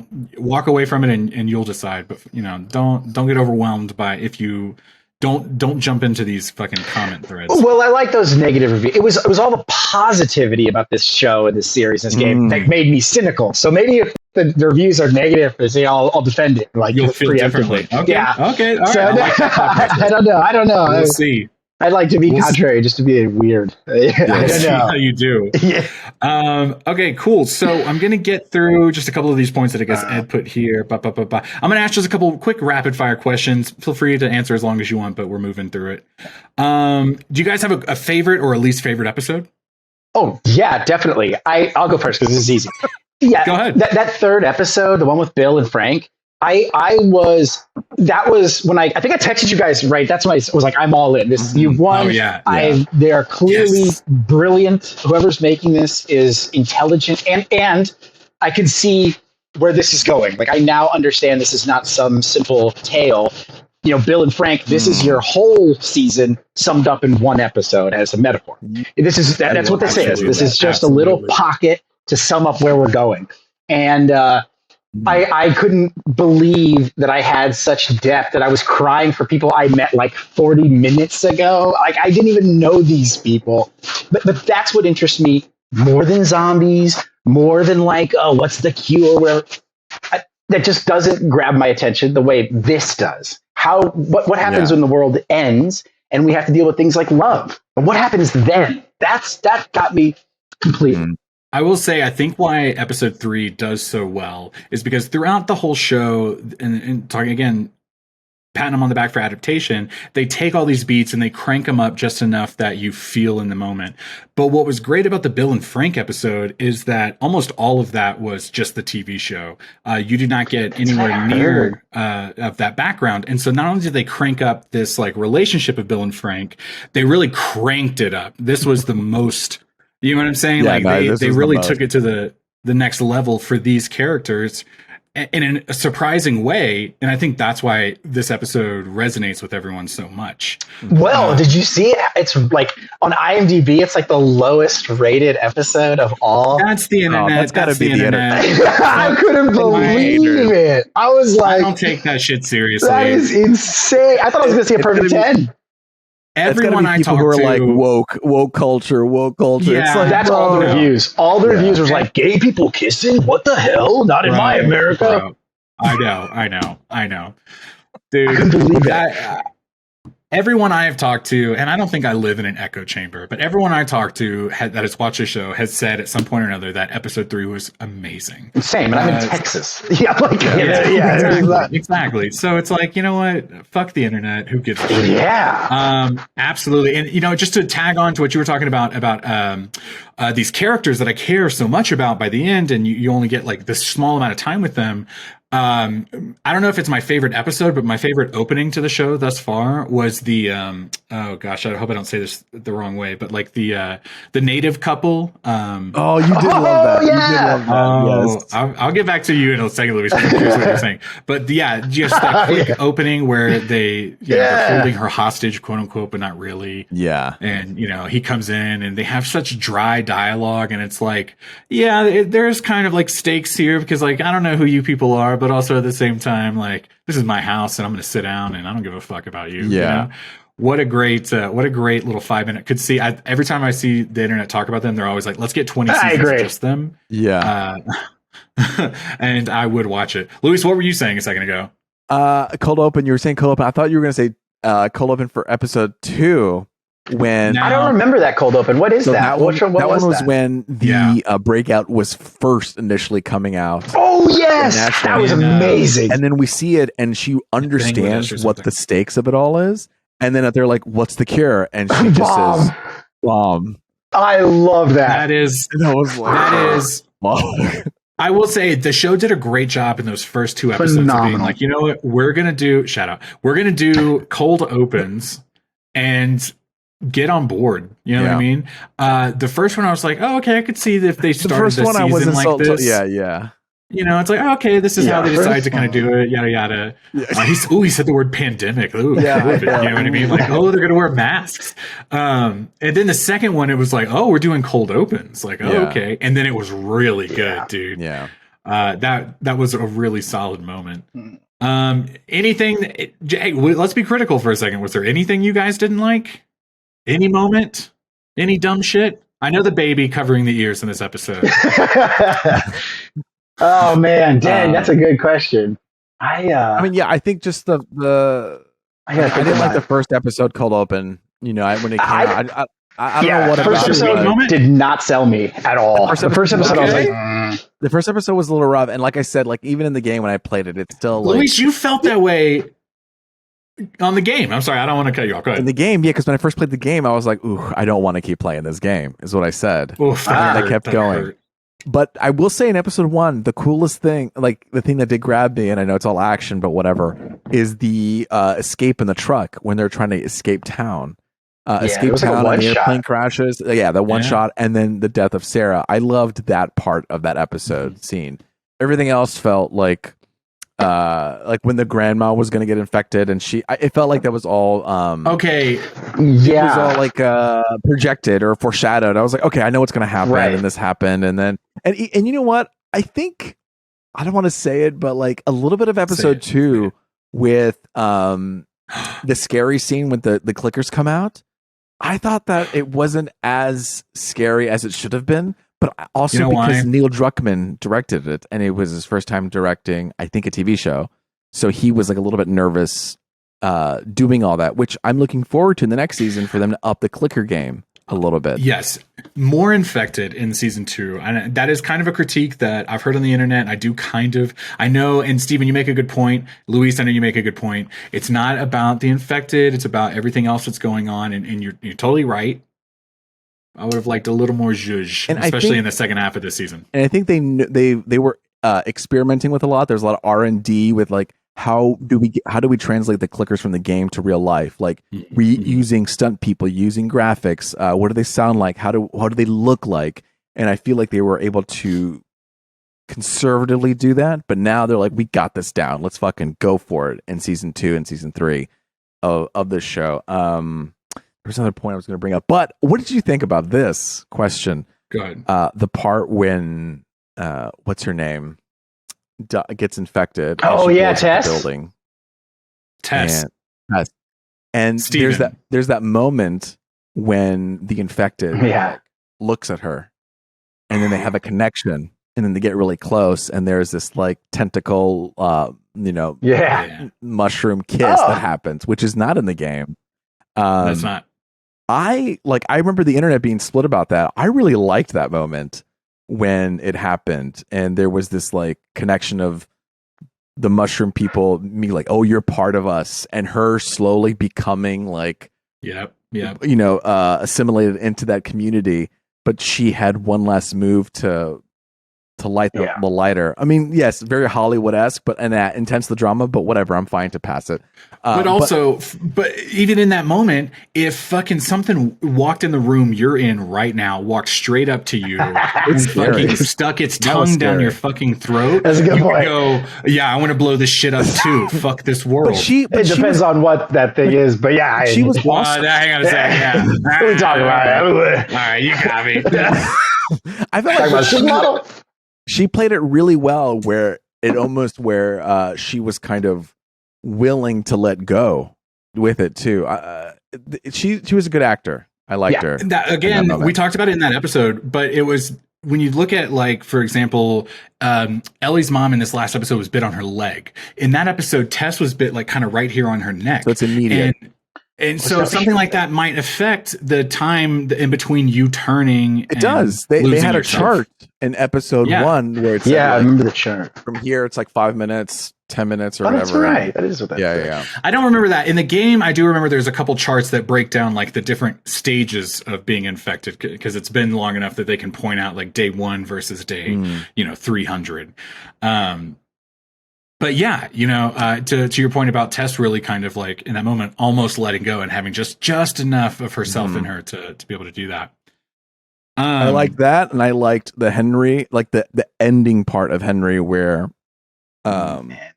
what's it called? And this is a new part, and that didn't happen in the game, was when Ellie cut her hand and was trying to cure the little kid, Sam. Right? Sam, and it didn't happen, and that whole thing was heartbreaking. And that's when the turning point of the game, happened for me, was the whole Sam storyline. And what else was there? I thought a cool translation of the game was still in that episode when Joel has to go up into the sharpshooter. I mean, I don't know how you felt about it, but for me, I was like, oh my God, this is like part of the game. That was in the game. Yeah. And then another one, Miguel, I don't know if you caught this, but in the last episode, there's a moment before the giraffe scene when Joel is like, come on, I'll give you a boost. Oh, my screen. Sorry. I thought everything was falling. Sorry for the listeners. So did I. I thought you were going to do something physical. No, sorry, my screen almost fell down, so I screamed. How cool would it have been if he had moved it and there had been like a giraffe behind it? That would have been perfect. I rented a giraffe for the episode. Yeah. No, there's a moment when Joel is lifting Ellie. He's like, come on, I'll give you a boost. And as you play the game, you do that a lot. You're like, I remember that. Here, Ellie, I'm gonna give you a boost. And as you play the game, there's a moment when you're saying, Ellie, let me give you a boost, and it's not working, and you're like, what the fuck? What is my game broken? Is my console broken? And no, it uses that as a narrative point to show Ellie kind of thinking and distraught. And so they were able to do that a little bit in the last episode where he says, come on, I'll give you a boost to get the ladder, and she wasn't responding, and I was like, oh. And I looked at that and I was like, wow. Yeah. That's cool. And I was like, oh, that's cool. Yes. It's like a small game moment that worked. Yeah. That's interesting. You reminded me of something now that correct me if I'm wrong. This is my complaint. This is my biggest complaint about the whole thing. Correct me if I'm wrong, but I didn't see one brick in this entire show. Yeah, I was going to say earlier when Luis was complaining about the clicker episode, I was like, they didn't throw a bottle. Yeah, they didn't throw a brick. Well, did they throw? No, there was in the David episode, which was also cool because that was reminding me of the video game as well. The David episode, doesn't she throw something to distract David in the fire? She throws the burning wood, which sets it on fire. And that's an interesting adaptation if that's what they were doing. You know what I mean? Like doing that distraction throw from the game, but making it one distraction throw, but there were no bricks. You're right. 1000%. I wanted those. The brick was my favorite weapon. And every time my nephew threw a brick, I said, you got bricked. So I was waiting. I was waiting for the brick so I could say you got bricked. I didn't get to say it one time. I was really believe how many times I would jump on Reddit after an episode into like the episode discussion thread, and they would be like, "Oh, we didn't get a bottle this time." Wow! So I wasn't the only one. No, and they were like, "Oh, they must be holding it." That was the thing. Oh, it's gonna be a good moment, like a Molotov or something. You know what I mean? We didn't get that either. Yeah, it should have been the very last thing. It should have been like, swear to me that everything you said is true. And he's like, I swear, and then he gets hit with the brick and just goes to black. That should have been brick. And then you got brick. We get to Steven. Brick. You got brick. You got brick. Yeah. All right. I would have bought it. Dude, yeah, I was waiting. I was waiting for that brick. Never. Okay, you know what? Oh, yeah. Oh, go ahead. I have one more thing. Sorry. From the DLC, there was a really cool moment that I hope they translate into season 2 was where Ellie was able to get the infected versus the bad guys, the bad NPC. What she would do is there was infected roaming in the mall, and then the bad guys were in her room. So she would throw a brick or a bottle. That would bring the infected in, and then they would fight it out. And I was like, that's what I want a little bit of that tactical. I remember that cleverness, and I hope we see that in season 2. I thought you were going to talk about in part 2 of the game, when it first came out, one of the new mechanics was that you could throw a bottle in the middle of like a melee. So you could throw and then charge a zombie and stab or hit or whatever you needed to do. And I was going to say, you did play, your first time playing Last of Us was on the PS5 remake or remaster.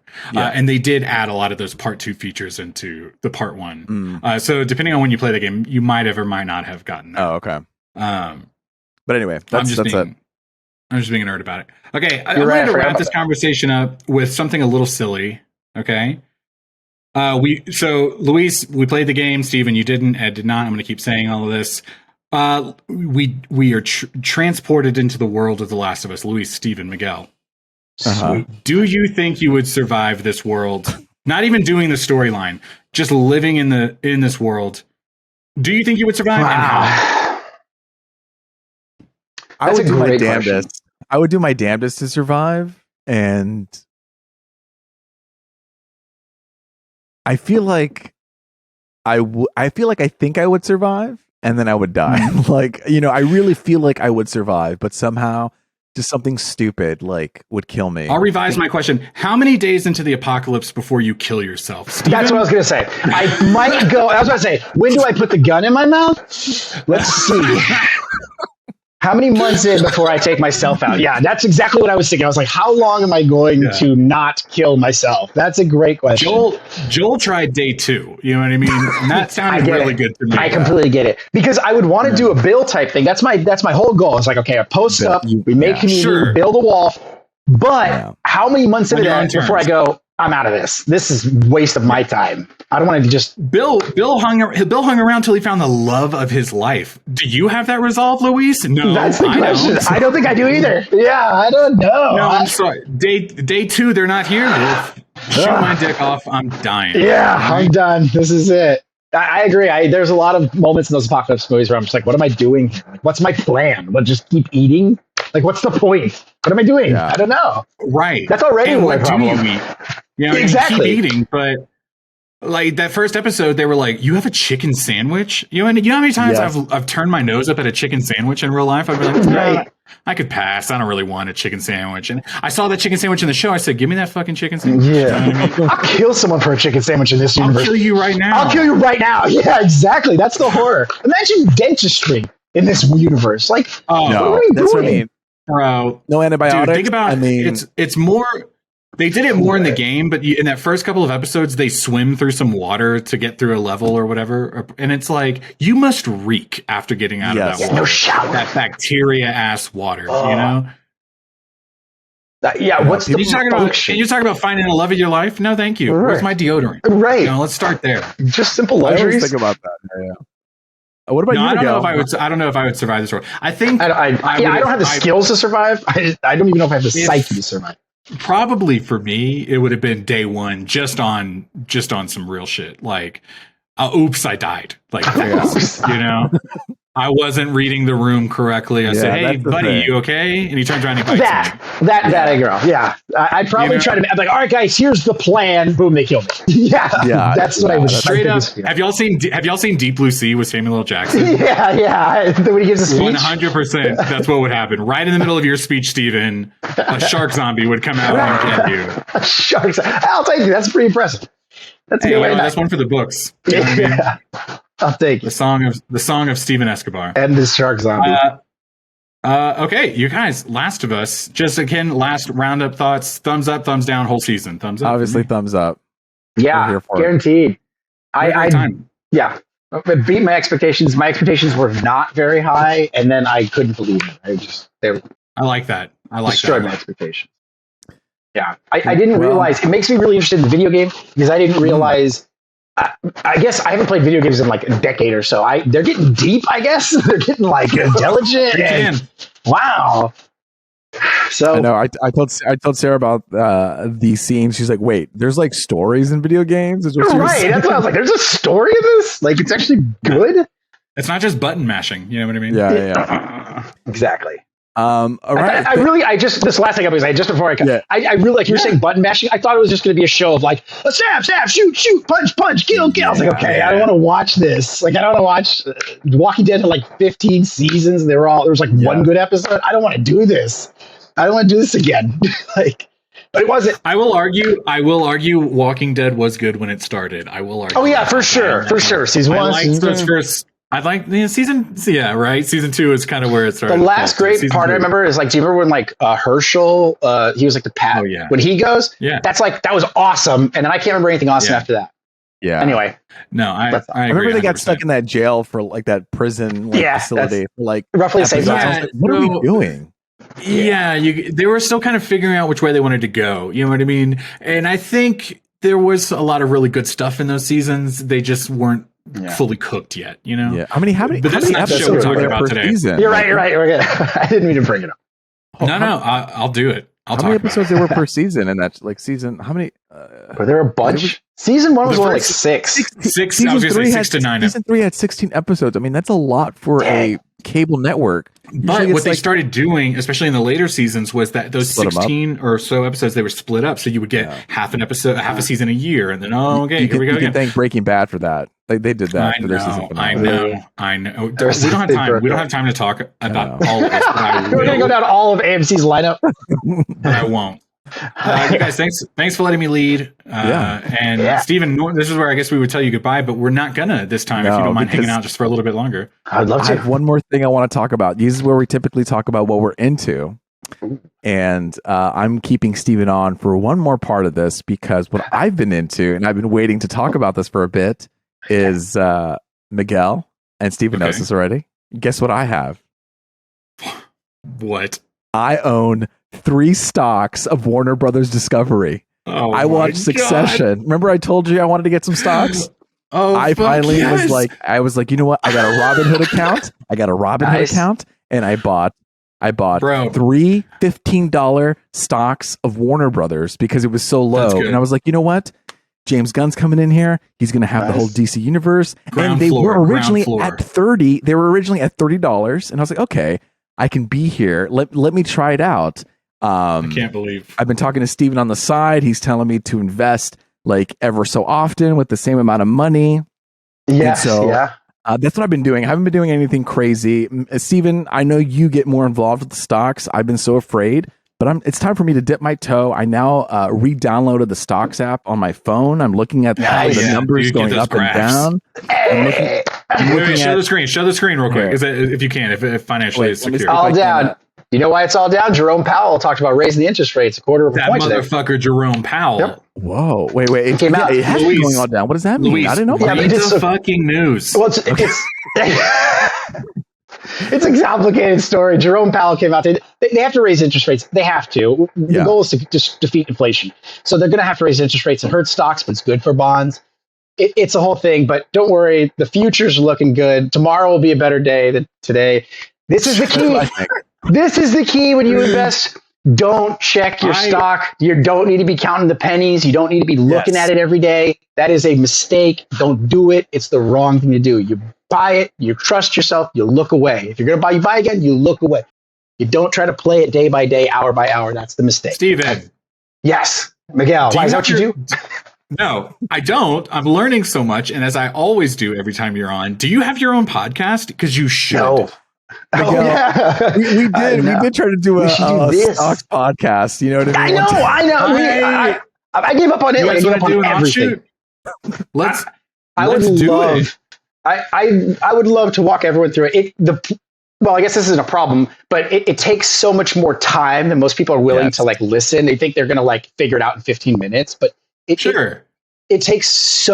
again and again. And most people, if I start with them, they're done by the second lesson. Like, okay, I don't want to do this anymore. I'm like, all right. Yeah. But it takes like again and again and again to talk about what investing means. I tell you what, to our 49 subscribers, okay, if you're listening right now, if you think this is a good idea, comment on our YouTube at Punch Drunk Nerd. Just Twitter, need one comment. If you're curious. Facebook. We want to know Should Steven Escobar have his own stocks podcast? Yeah. Would you listen? Because I would. I'm #1 fan. It'll be part of the Punch Drunk Nerd family. You know what I mean? Hey, the Punch Drunk Talk. That's how every podcast goes. You got to have a network.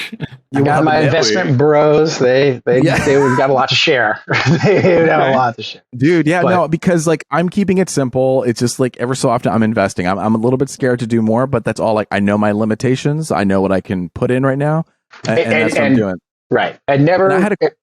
Go for it. I was just going to say, and invest what you're willing to lose. Don't be invested if you need it. Don't be invested if you got to spend it. Don't take out of your. Just invest what you're okay with saying goodbye to, so that it doesn't hurt you if it does go to zero. It's okay. Yeah, I mean, look at like Netflix is $293 a bond. I'm not spending that much money on that. That's for Warren Buffett. We were talking about AMC stock. Okay, we're talking about the movie business, and I get to actually see like, oh yeah, now I understand why they're in trouble. I can see where the numbers are saying. AMC question. This is what I wanted to bring up for you. Okay, they are very volatile, going up and down, up and down. If they are $4 at a stock, okay, and they go up to $8, is that worth it? Even though they're so cheap, it's like I buy a bunch of stock for $4, and it still doubles it more than maybe an expensive stock that only goes up 20%. Yeah, what are your thoughts on that? The key issue when investing is to understand your timetable, and everyone's timetables are going to be different. If you are looking for a short-term gain, you're going to have a short-term strategy. If you're looking for what I think is the main reason to invest, which is retirement or something at the end of our life, something that pays off at the end, that is the best strategy, which is also like when you listen to like Warren Buffett or all these billionaire investment firms, like there's a guy named John Bogle. This is their only thing they think about. They don't think about what it's going to do. They don't think about anything other than the fundamentals of the business itself. So if you were looking for example, you're like, I want to double my money in 1 year, then that would be, if AMC goes up a bit. In fact, I would go even lower. You'd want to look at the penny stocks that are like a penny, and then they go up to 2 pennies, and you just doubled. If that's what you're going for, you should go even lower. There's cheaper stocks than that double, that triple overnight. Yeah. Interesting. But if that's the game, it's much riskier. It's also almost impossible. Warren Buffett, Bogle, these guys will tell you, no one can tell you what the market's going to do. You can't, if you're trying to time the market, you're going to lose.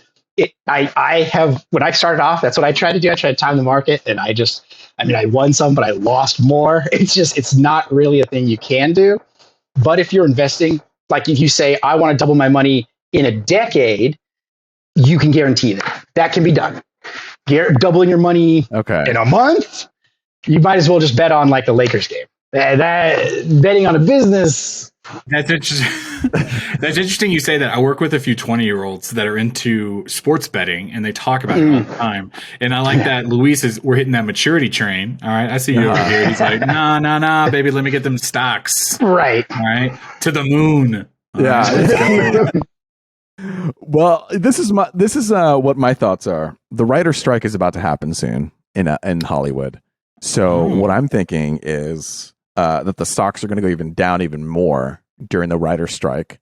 I can buy a little bit more of Warner Brothers Discovery, and then in a couple of years when Superman Legacy comes out and all these other DC stuff, they get bringing money back in the box office. We're past the pandemic. Hopefully, the theater system is a little bit healthier. Hopefully that we get to come back a little bit to more normalcy where Warner Brothers used to be, because they are in $50 billion debt, and we have a new CEO who's trying to remove that debt and fix everything. So that's what and he's known to clean up debt. So I don't know. That's the question though. But then would you sell at that point? Once it starts going through the roof, would you sell, take it out of the market, and then put it back into or buy it? Is that the plan? Is that the goal, is to watch it rise? When it rises, get out? I think a little bit. It's fine. Right? I don't know. Yeah. I feel like it would peak at that moment, because then people would get fatigued with this new thing. It's like, oh, wow, well, James Gunn's new DC's great. And then it starts like, we've seen it. And then it starts to dwindle down. But I don't know. I mean, that's going to happen in a couple of years. What's that? This is the danger. Yeah, timing the market. Danger. You're trying to predict the market. You're saying, were you even listening to him a second ago, Luis? This is a natural instinct. This is what everyone does. This is the natural instinct. And now I know everything. Yeah, no. This is the natural instinct to go, I know what it's going to do, and no one else does when everyone's thinking the same thing. Yeah, no, this is the danger. So what I would recommend is, do you trust Warner Brothers as a company? Not just this moment, not what they're doing today, but do you think they'll be here in 20 years? In 20 years, will they go up? If you do, Luis, love them. Well, then, if you don't, you're playing a dangerous game. I do want to get Disney stock because I feel like they're pretty good at their job, you know? Yeah. Hang on. I'm sorry. Steven said something that my neurons are firing. Do you think Warner Brothers is going to be around in 20 years? Compare that to Disney. Disney and Warner Brothers. Disney definitely. Yeah. Disney definitely. 20 years from now. Disney, right? That seems like a very solid choice. I think Warner Brothers they could be bought up by somebody else. Discovery, the channel coming in. Well, Discovery does get a lot of views. I mean, they market to a lot of like the general population, you know, and like they're big. They're a big company. I mean, Warner Brothers has been handed off from like Time Warner to that's true. AT&T, right? You know what I mean? They've been handed out to a lot of people, and now Discovery's kind of taking that lead. Interesting. So this is kind of this is not new for them. No, they've been passed around just because no one's been able to really take care of them. That's right. I am thinking a little bit short term with Warner Brothers, but Disney and maybe dangerous. Apple would be more long term. Also, yeah. See, there you go. The only reason I bring this up is because if you do, there's nothing wrong with thinking short term, but there's another way to make more money if you're going to play short term. It's a little more risky, but if you really think this is what's going to happen, you can play the options game. You don't have to go for stocks. You can buy options. I don't even know what that means. I know. Don't give it away. Steven, don't give it away. This is content for your podcast. Right. Don't give it away. If you want to learn more, you subscribe to Steven, Steven, plug your social right now. What's your social? My Steven Escobar at Instagram.insta. That's it. We'll go more into that. We'll learn more about options. I'm afraid of that, but Steven, thank you. I just wanted to talk to you about this real quick. Absolutely. I'd love to talk to you more about it, but these are, I mean, it's good. It's a good thought. It's just where to take those thoughts against the flow, because if you go with the flow, then you got to think long term. If you're trying to defeat the market or predict the market, you'll probably get burned because it's the same thing everyone on the board of Warner Brothers is doing. They're trying to do the same thing. They got the same plan. So if you're the best thing to do, that's why I think long term, because you want to go with them as opposed to try to against them. Because they're thinking the same thing and they got the power to fix it. Anyway, it's complex, but it's doable and anyone can do it. Anyone can do it. I don't know. I see a 10 episode season. Steven Escobar. Sweet. Me and a clicker podcast. No, me and a clicker talking. I would be curious to see, like, on Outbreak Day when you're hearing the news for the first time, the guy checking his stocks real quick, like, oh shit, it's not looking good. Is it not looking good? How are my yeast stocks? Yeah, all those pancake stocks I bought. Yeah, that's the podcast. Me and a clicker at the end of every episode. You got bricked. That's how it is. We bring in a new clicker. Good. Well, tune into Succession, Steven. March 26, 2023. You know, we can finally continue. You watch Steven, Succession? Are you watching Succession? Do you watch that? Oh yeah, I love Succession. Yeah, absolutely. All right. Yeah, I'm ready. You're HBO baby boy. So we're going to bring you back. Louis, have you caught up? I know you were watching. I remember you said poor Kendall, and everyone jumped on you, and I was glad because I was like, poor Kendall. Fuck Kendall. Poor Kendall. Screw all these kids. Yeah, dude. I remember that. I was like, do this. Let's go. There's a show. I don't know if you guys watch it. Oh my God. We were just talking about investing. It's not a great investing show, but it's called Industry on HBO. Have you guys heard of Industry? I've heard of this. I did hear about it. I can't necessarily recommend it. There's a lot wrong with it. I watch it because it's about investing, which is kind of the same thing I do. It's a lot of fun. It shows you how much you can lose in a day. Like your life can disappear in a day. But in one of them, he mentions to him, they're trying to do some sneaky operations. He says, "Why are you dressed like Kendall Roy?" And everyone's speculating, do they watch Succession in this universe, or is it the same universe? Yeah, and he brings up Kendall Roy, and I wonder, I love that. So if you watch Succession, so are you saying with Succession ending that we could be getting guest appearances from that's the thing. From the Roy family in industry. Maybe it might be same universe. They say like what's the Waystar, like Westlica, what is it called? Do you know whatever? Yes, right. I don't remember. Start dropping that in the middle of an episode. It's possible. Ooh, dude, Steven, you got to come back when we're talking Succession. You got to come back. Would love to. Thanks for having me. Yeah, man. Thank you. We'll see you next time, Steven. Miguel, what have you been into?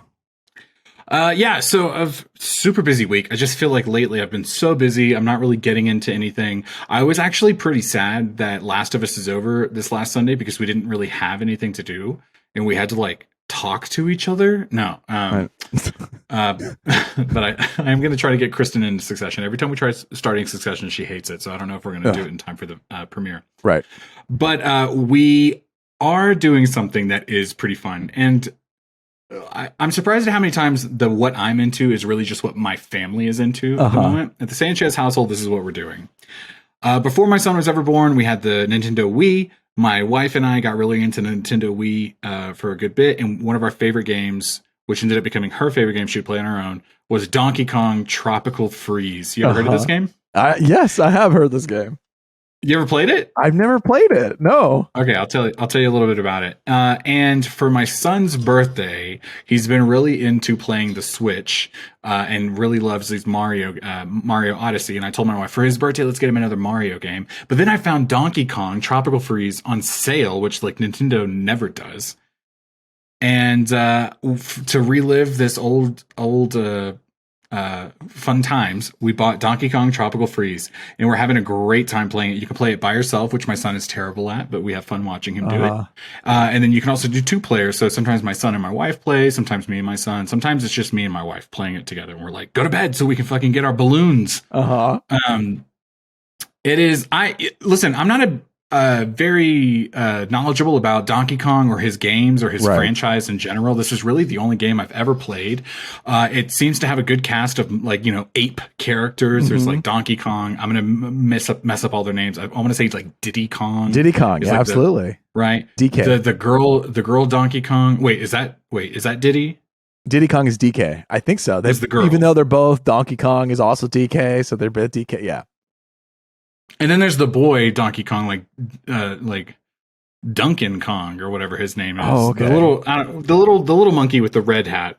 That's Diddy Kong, right? That's okay. Then the girl is who I was going to say. The pink one, the girl with the pink. I don't know her. And like the braids. I don't know her name either, but she's great. Anyway, you are predominantly Donkey Kong, and then you get these like side characters. And so if you're playing two players, the side character is really great. So if you're playing, like I was mentioning Super Mario Odyssey a second ago, 2-player in that is the second player is just the hat. Yes. So Mario throws the hat in the game, but in 2-player mode, you can be the hat. Yeah. And listen, while I think that game is a 10 out of 10, I think 2-player wise, that's the shittiest 2-player I've ever seen in my life. For Mario in general.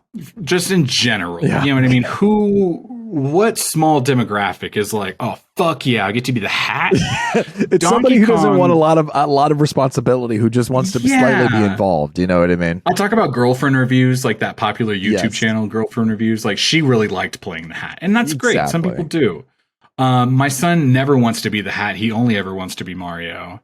So in Donkey Kong, though, I love it because the second player is like a playable character. You are right. You can do things. You can do just as much as player one. And it's a ton of fun right now. The whole premise is, I guess, penguins, like some winter bad guy takes over the tropical island and freezes it over. And you have to what I mean? You bananas. There's bananas. Your lives are balloons. You get these big yellow coins. Okay. When my wife and I played it before we had a kid, it was like we could play it so much that we would get X amount of coins and we'd buy all the extras. Like we would, instead of having only 5 or 6 balloons, which is like a life, we would buy like 99 lives. You know what I mean? So it's like, okay, whatever. okay. If I fuck up, it's okay because I've got like 98 more to go. Right. And I have so many coins. I've got hundreds of coins that I can just keep buying lives and it's fine. And that's how we played. My son is terrible at this game. I love him. But we don't get balloons. You know, we don't get coins. And then the game just starts you over. And you're like, right. It starts you over not from the very beginning, just from like a certain section. No, right? Although we did the beginning several times because that's what our journey was in our house. But so I keep telling my wife, like, he needs to go to bed and then you and I need to play. Like, so we need to get back. Yeah.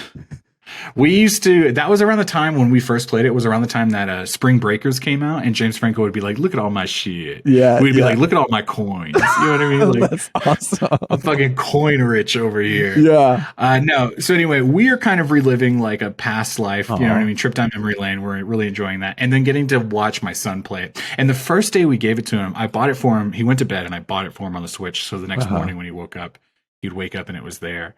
And he came into the room and he was like, Daddy, there's a new game on the Switch. And it was like, yeah, happy birthday. Like, that's for you. You know? And then we played it for like a little bit and the controls are different. It's not the same style as Mario Odyssey. Yeah. So he was kind of like, I don't like this at first, but now he's really getting into it. And especially when we play it with him. So we're having a great time with it. That's 10 out of 10. Donkey Kong. I think the sale's over with now, but we got it for like $30, which is already too much money for a game that we've already bought and paid for. Yeah. But Nintendo never does a sale. So here we are. Yeah, I mean, I always get upset when I'm playing a different game and like my jumps or my hittings or like my moves are a little bit different. Like they're not mapped the same way. I'm like, oh god damn. Naughty Dog, talking about Last of Us, Naughty Dog, like Uncharted series, is really bad about like all of a sudden the button you're using is not really a button you would use in that moment, like to shoot. I remember the first time I played Uncharted, it was like after I just got through playing Call of Duty or something, where like the trigger is the guns, shoot. You know, makes aim, sense. aim, shoot. Absolutely. And in Uncharted, it was like the R1, L1. It was like the front triggers, and you're like, what? You know what I mean? What am I doing? Yeah. And then like square to hop over instead of X. Oh, that's weird. Yeah, it's always the bottom one. I hate when it's like, look, do the universal thing. Yeah. Okay. Don't be like Apple giving me a lightning cable. Like just, everyone's using USB-C. Like just you do know that. what I'm using. Yeah. Yes. Don't try to reinvent the wheel. Right. But then then the worst part is then you're playing it and you get used to it. You're like, oh, fuck yeah. And then you want to hop over to fucking, another whatever. Yeah. Exactly. You know what I mean? And then you're just, or like a Far Cry or something like that. Yes, and then you're just like, oh wait, what's the fucking button again? God damn it. And you keep dying. I died. That's what I'm doing right now with Zelda is I'm trying to pick it back up again. And it's just all the buttons are different. I'm like, God damn it. Like this is like, I have to get back into it. So we'll see. Depending on how hard or difficult or different the controls are, if I leave a game and I come back, sometimes I have to just start the whole game over again. Dude, that's what I did with Zelda. I had to play it again because I forgot the flow. I was like, how do I do this? What are we doing? Yeah.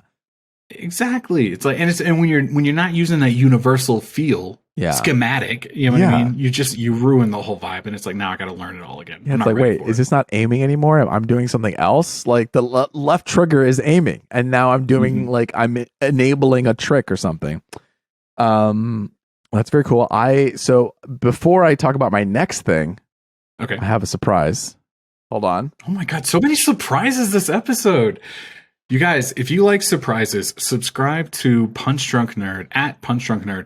All of our socials, Instagram, Twitter, Facebook, Snapchat, TikTok. If you go to youtube.com/at Punch Drunk Nerd, you can see us right now waiting on Luis.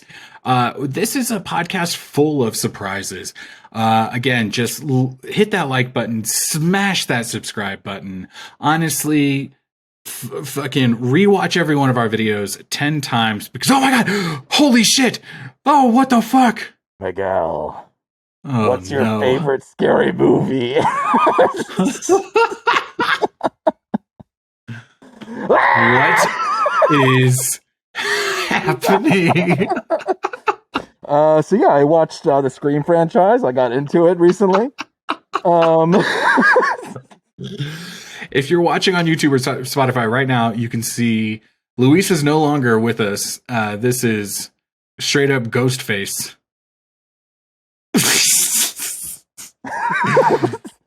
That's actually pretty good. He does, yeah. You can really get a good body, physicality acting with this thing. So yeah, no, I watched Scream. I'm trying to get close to the mic with this freaking mask. I've been watching the Scream franchise. I know, Miguel, you were out last week, and I finished with Scream 4, and I'm gonna take this mask off. Please breathe. Oh God, my headphones just broke. Okay, I watched Scream. I was watching Scream 4 when I was talking to Ed, and I was like, man, this isn't good. The ending of Scream 4 got a little bit better, I will say that. But I watched Scream 5, and Sarah caught me watching Scream 4. She's like, what are you watching? I was like, I'm watching the Screams. She's like, oh, I wanted to watch the new Screams because they have those actresses that are Latina, and she wants to see them. And it also has Jenna Ortega, who plays Wednesday. And so I was like, okay, cool. Like, I didn't expect you to be jumping on this journey with me to watch the Screams. So we saw Scream 5 on Friday. And it was pretty good. It was a lot better than 2, 3, 4. And then we went to the theaters and we saw Scream 6. Six, the new one. And I didn't expect it, but we watched it. And I got to tell you, I'm a Scream head. I'm here for it. I'm here for these slasher movies. And I'm excited for Scream 7. I'm excited to see where the story goes. Wow. Yeah, no, it was like it's fun because it does build off of what it's done in the past, totally. And it's a slasher who done it with also introspective meta, speaking about filmmaking and how the process of the things are, and they're very knowledgeable and self-reflective about, okay, we're entering into it's not about trilogies anymore, it's about franchises, and there are franchise rules, and there's certain things you have to do, and you have to flip the script, and all of these things, blah, blah, blah, blah, blah. But it's also intense, and I saw with a great audience where everybody was super into it. They were into it. Into it. It was a great audience. And the production and the performance is the caliber is a lot higher. I think Scream 1, 2, 3, 4 was a slasher of its time, specifically of the 90s. And this one is a reflection of its time, and they're talking about high-end horror and, all their favorite horror movies. This time is The Babadook, Witch, Hereditary. When Scream first came out, it was Jason, Freddy, slashers, and how they were talking about, horror films are elevated now. And this is kind of finding the balance of keeping that slasher, fun goriness, but removing a little bit of that B movie-esque to imbue more of this, better production, better performances, more good, better characters in this thing. And we had a fun time. I'm down. I would watch them. I've never seen a single one. I know the pop culture of the first one, you know what I mean? Yeah. But I've never actually seen them, and I would be way down. We don't really do horror movies in our house. It's just not really the vibe. I very rarely can get Kristen to watch a scary movie. Surprisingly, a few years ago, I think right before my son was born, we did a Saw marathon where we watched all of those. Yeah. Isn't that crazy? That is crazy. Dude. That's a little that's gore horror, which is a whole other thing gore, for me. Yeah, which gore. is I can't even watch this new Evil Dead Rises, which is supposed to be really good, but that's this is fucking me up a little bit, Yeah, I mean, it honestly surprised me a little bit too, because I had seen the first couple of Saws, and one day it was kind of similar, to you and Sarah. I was kind of interested in maybe watching one, and Kristen was like, "Oh yeah, I used to kind of like those movies," and I was like, "Who? You?" Yeah. And then we ended up watching one through whatever. It was before the Chris Rock movie by a year. You know what I mean? Yeah. Kind of before we knew that they were doing that movie, we did our marathon, and so then I thought, oh well, cool, we'll watch the new one when it comes out, and we never did. But here we are. So that being said, if we watch a horror movie, I could maybe sell Scream. Yeah, I would say for the casual viewer, if because I feel like Ed, he saw Scream, and I was he wasn't really the first one. He was wasn't totally into it, but he's also not totally into horror in the first place. Sure. And I was okay, well then don't watch 2, 3, 4. And I would say, watch the first one because it's a classic. and then you can jump literally to the new iterations of 5 and 6 because they're a more modern take. It's a more modern flavor. It's kind of what we're used to, but it still pays homage to everything that's happened before. And I think 6 did a really good job of kind of bringing the audience up to speed of everything that's kind of happened and just bringing you into this world. And it's the first time that they're in New York. Usually they're in Woodsboro, which is like this tiny little city in California.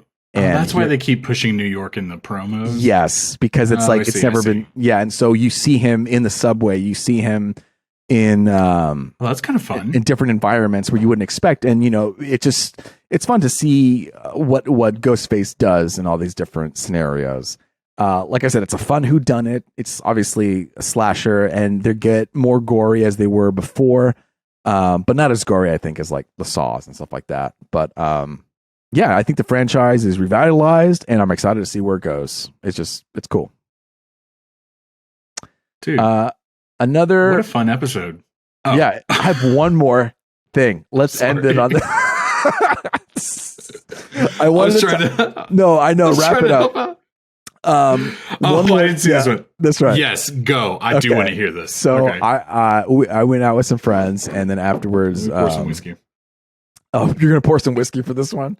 I want to hear this. So I did stumble my way into Shazam: Fury of the Gods, the new movie, and we had a side conversation about this, and you were like, "Baby, it's got a Rotten Tomato score," because you I did say that. Yeah. And so I was like, okay, but I like the first one. And so I went in here watching it, and I will say that what was Rotten score, like 54 or something, but the audience score was higher. And I have to say, it's not as bad as the 50s thing, but it is definitely feels like a 2000s film where it's just kind of like straight plot, no character development or any like real heart. Like in the first one, you get to see Billy Baxton, I think is his name. I don't know. Bastion. Is that it? No. I don't know. Billy. You see Billy, and he goes through this whole journey with his mom. You've seen the first Shazam, right? Or no? Yeah. Okay. So he has to go through this whole journey with his mom, and he's trying to reconnect with her, but then his mom doesn't want him at all. And so he's dealing with all this like loss and trying to fit in. And this one, that actor, that little kid, is barely in the movie. He's just like, really? Yeah. And I think people, I kind of liked him. Well, my complaint about the first Shazam was that kid seemed way cooler than the actual adult version of him. Like Zachary Levi plays it so childish, kind of comical, goofy, whatever. Yeah, I was like, this is not the same kid. Like that kid is so cool. And then when Zachary Levi plays movies. And in this one, I think he does play up a little bit more silliness to match Zachary's performance, but he is less in this movie for sure when his other friends are. So what else? It's a lot of action, can be really schmackety. It's less heart, but I think this movie, like if you were 6 to 8 or 9, I mean, you'd love this shit. You know what I mean? I think this is one of those things where kids would like the sequel more than the original. People like it's like people would like the second Ghostbusters more than the first one. People would like the second what's it called? Ninja Turtles before the first one. People would like because it's just like they forego the whole like character development and story, and it's all just like action silliness.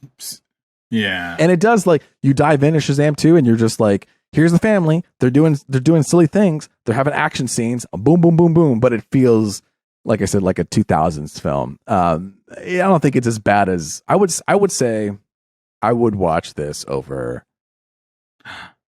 maybe Thor, Love and Thunder. I would watch this maybe over Quantumania. I don't know. Like, this is just like, ooh. Yeah. I just had like it's a little bit like schmackety, but it's still like I don't think it's as terrible as everyone says that to be. But I did go into it with low expectations, so I was already like, oh, I guess it's not that bad. But it was rough a little bit at some points. I'll be honest. A part of me wants to be like, you know what? When it hits streaming, I'll check it out. But you know what movie I haven't even watched? Black Adam. I haven't seen that either. I just zero desire. That one looks so dry. At least Shazam not to me good matches a little bit of like my comedy sensibility, but even then it doesn't really hit that because it's even a little bit too cartoony in the way it does things. But Black Adam just seems very dry, and so I wasn't going to bring it up really, and it's not in our notes, and I know we're running long. Yeah, but if we want to just like wrap it up on talk about the Black Adam Shazam you want to drama? talk about that drama real quick? I guess so. Yeah, let's do it. We'll wrap it up with that. Okay, we'll finish it up. I promise. Just what's going on, man? Dude, how crazy is it that The Rock straight up was like, the hierarchy of the DC universe is about to change. And they were like, yeah, it is. And you're not in it. You're not in it anymore. I think it's so crazy. Well, because the news is that he blocked from Shazam to show up in a post-credit scene in Black Adam. And to me, I don't really know much about, this world. But I do know that those two characters are heavily intertwined. They look like Batman and Joker. Yeah, I mean, their logo, they're wearing almost the same thing, except his is black and his is red. It's the same star logo. Like, how can you not be in the same universe or even like tease that they're going to meet each other? And so I thought that was crazy how The Rock just kind of manhandled that situation. And I heard there was rumors of him like really taking ownership of DC when there was no leadership. He saw an opportunity. He thought he was going to be the guy. He thought he was going to be the guy. And he said, me and Superman, we're coming in here. We're going to own it. And also in the end of Shazam, the post-credit scene, they were supposed to have characters from Black Adam in it. And for some reason they couldn't. So they had to do a workaround to like get something else last minute. Yeah. Cause it was like the Justice Society is in the movie Black Adam. And at the end of Shazam, they talk about it. They were going to like recruit something like Shazam. Yeah. Interesting. I'll say this. I did talk previously, no one's going to remember this, not all 37 of our listeners. But I definitely did at one point say, yeah, just give DC to The Rock. Like before James Gunn got announced, I do kind of appreciate the ambition behind what The Rock was trying to do. Right. And it backfired a little bit, blew up in his face. And so now he's getting all this bad press, like, let's shit on The Rock. He's egotistical, all this talk of Fast and Furious, that no one could lose a fight kind of deal. Right. But at the same time, like you kind of see The Rock's mindset in it. Like I'm a huge star, and no offense, Zachary Levi, no offense, Shazam. If a big star is going to go up against a big star, like Superman is one of the biggest in the DC universe. So you can see why he was like, no, it's us. Yeah. Let's forego all of this lore and like all the comics and the source material. Even though we're dressed exactly the same and we come exactly the same. It's like the crazy, like, are we not? It did blow up in his face. Yeah. And I think, you know what? I think The Rock is going to come back. Listen. I do. Yeah. If anyone can pull himself up by his bootstraps, have you seen his muscles? Like, he's fine. Absolutely. You know what? You're right. He was ambitious. He was really going for it, and he was swinging for the fence. He was trying something, and this is like, and hopefully, if The Rock is as a good of a person as he wants you to believe he is, this will be the moment where The Rock goes, and oh my god, I hate talking for him, Dwayne. This is him being like, you know what? Oops. Yeah, I can be better. I can do better. Right. Let me readjust a little bit. And if he comes back, he comes back. Hey, shout out Dwayne Johnson. Rock. This is his third era. Yeah, we're ready for you. We're ready for more Rock business. I love the rundown. Sean William Scott, Christopher Walken, such a good movie. We're wrapping up. John Wick is coming out, I believe, this weekend. I hear fantastic things about it. I've talked to friends who've seen early reviews of it, and they just tell me that it does a really good job, and it's a little experimental, and you don't really need to see the first ones to appreciate this one. Miguel, you haven't seen any of them, right? I've seen like half of the first one. Okay. So this works. That's good. I've watched all three. I'm a big John Wick fan. And so the way that they were talking about it, he was like, I'm watching it, and like my expectations just change as I watch it. It's experimental. It's a fun time. So it's got me hyped for it. I want to talk about John Wick next time. We'll see, where that lands. But you know what? Until next time, it's been me, Luis Gonzalez. Hey. And Miguel Sanchez, that's me. That's you. And hopefully next week we get Ed. But until next time, endure and survive. Shut the fuck up.